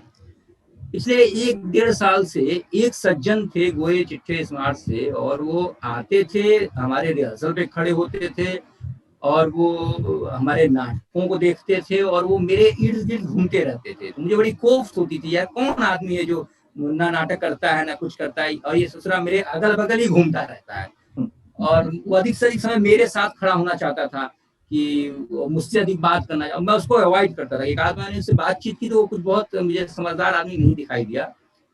और ये अंदर नाटक चल रहा है ऑडिटोरियम में और जो बाहर से नाट्य दल आया था उसे तुरंत निकलना था और हमें उसको पेमेंट करना था। इसमें 5,000 रुपये कम पड़ रहे थे और वो आदमी फिर मेरे अगल घूम रहा था। मैं बहुत तनाव में था, जिसने वादा किया था पैसा देने के लिए मतलब किन्हीं कारणों से नहीं दे पाया था उस वक्त। तो उस आदमी ने आया, अरे पंडित जी आप कैसे हैं? मैं झल्ला गया। मैंने कहा यार दिमाग मत खराब करो और ये मेरे अगल बगल तुम घूमा मत करो, समझ रहे हो? करो बताइए आप कुछ परेशान लग रहे हैं। हमने कहा हाँ परेशान हूँ, क्या तुम हल कर दोगे? उसने बताइए क्या करना है। मैंने कहा 5,000 की तुझे जरूरत है। उस जमाने में ATM और ये बहुत ज्यादा नहीं थे। पता नहीं कहाँ से वो आदमी गया, 5,000 रुपया उसने लाके मुझे दिया और मैं बहुत शर्मिंदा हुआ अपने बिहेव पे।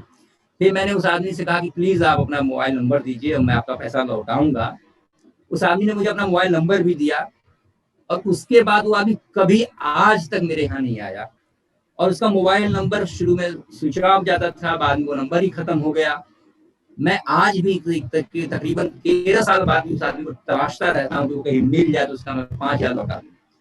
तो इस तरह के कुछ किस्से हैं क्योंकि समय की बहुत मतलब हम लोग काफी देर से बात कर रहे हैं और इतने वरिष्ठों को हमने सुना है। तो दद्दू के इस चौपाल पे मेरा छोटे से अनुभव है।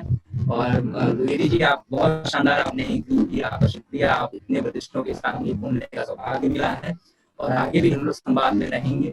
आप सभी को बहुत बहुत बहुत बहुत आदर और सम्मान, और साथ ही हमारी जो संस्था सूत्रधार है वो आज 18 साल की हो गई है। 25 जून 2003 को हमने अरे वाह। बधाई है, बधाई है। और बहुत-बहुत धन्यवाद आपके अंदर के लिए। एक बात कहूंगा, बधाई हो अभिषेक, बधाई हो अभिषेक। Thank you. समय भी जो है काफी हो गया है और अनुभव भी हमारे साथ बहुत ज्यादा है। बहुत रोचक हमने किस्से यहाँ पर शेयर किए हैं। सभी आगंतुकों का दद्दू की चौपाल की तरफ से मैं स्वागत करता हूँ और धन्यवाद देता हूँ, पुनः आभार प्रकट करता हूँ। और दद्दू अगर कुछ कहना चाहें, अन्यथा ये जो कार्यक्रम है हम यहाँ पर समाप्त करेंगे। एक दो बात कहूंगा। हाँ, स्वागत है आपका। उसके बाद फिर अपन समाप्ति की घोषणा करें। हर कार्यक्रम से कुछ नई उपलब्धियां हासिल होती है, नई ऊर्जा हासिल होती है, क्या बात। नए लोग जुड़ते हैं, नए नामकरण होते हैं। आज मुझे एक चीज बड़ी अच्छी लगी, जब भी आजमगढ़ का नाम लेते थे तो आजम खां का नाम याद आता था। नहीं है अब अभिषेक पंडित का नाम याद आएगा। जी बिल्कुल बिल्कुल, ये मुझे अच्छा लगा। दूसरी एक मजेदार किस्सा मैं भी सुना दूं। जब भोपाल में कारंत कैंप लगा, मैं ज्यादा बड़ा नहीं था, मैं उसमें नहीं गया क्योंकि शाम को मैं ताश खेलना ज्यादा पसंद करता था। वो बड़े बड़े दिग्गज गए और आके फिर मुझे भाऊ साहब ने बुलाया। लंगड़ी नाटक खेला मैंने, अखबार में तारीफ आई। मेरे साथ थे बानी, शरद, बाला और प्रशांत। हम चारों एक उम्र के थे। तो अखबार में नाम आया, डॉक्टर सुशील त्रिवेदी ने समीक्षा ली। मैंने कहा ये तो बड़ी अच्छी चीज होती है, अखबार में नाम आता है। तो मुझे चस्का लग गया। फिर मैंने पहला नाटक डायरेक्ट किया, तो उसमें प्रदीप घोष थे हमारे मित्र, उनको लिया। तो बोले तू मुझसे उम्र में 4 साल छोटा है, मेरे को डायरेक्ट करेगा? हाँ करूंगा। बोल क्या करना था? तो बोले मैं तो कारंत ट्रेनी हूँ। तो क्या हो गया, तू पढ़ता लिखता तो है ही नहीं। तो प्रदीप घोष के साथ हमारी टसल चलती थी। एक बार हम लोगों का नाटक उज्जैन में था, खालिद की खाला। तो मैंने कहा प्रदीप बहुत अकड़ता है, थिएटर में ईगो हो जाता है, मैं तुझसे सीनियर, तू मेरा जूनियर। तो मुझको एंट्री लेके लेफ्ट विंग से राइट विंग में आना था और प्रदीप को डायलॉग बोलना था। मैंने लेफ्ट विंग में एंट्री ली और गायब हो गया। राइट विंग से एंट्री नहीं ली और प्रदीप स्टेज पे खड़ा, उसको पसीने आ गए। फिर मैंने एंट्री ली, उसके कान में कहा क्यों कारंत ट्रेनी क्या हाल है? फिर मैंने तो थिएटर में मजे बहुत आते हैं, वो थिएटर मुझे तो बहुत ऊर्जा प्रदान करता है। जैसे आज आप सबसे मिलकर मुझको इतनी ऊर्जा मिली कि मैं चाहूंगा आप सबसे मिलता रहे।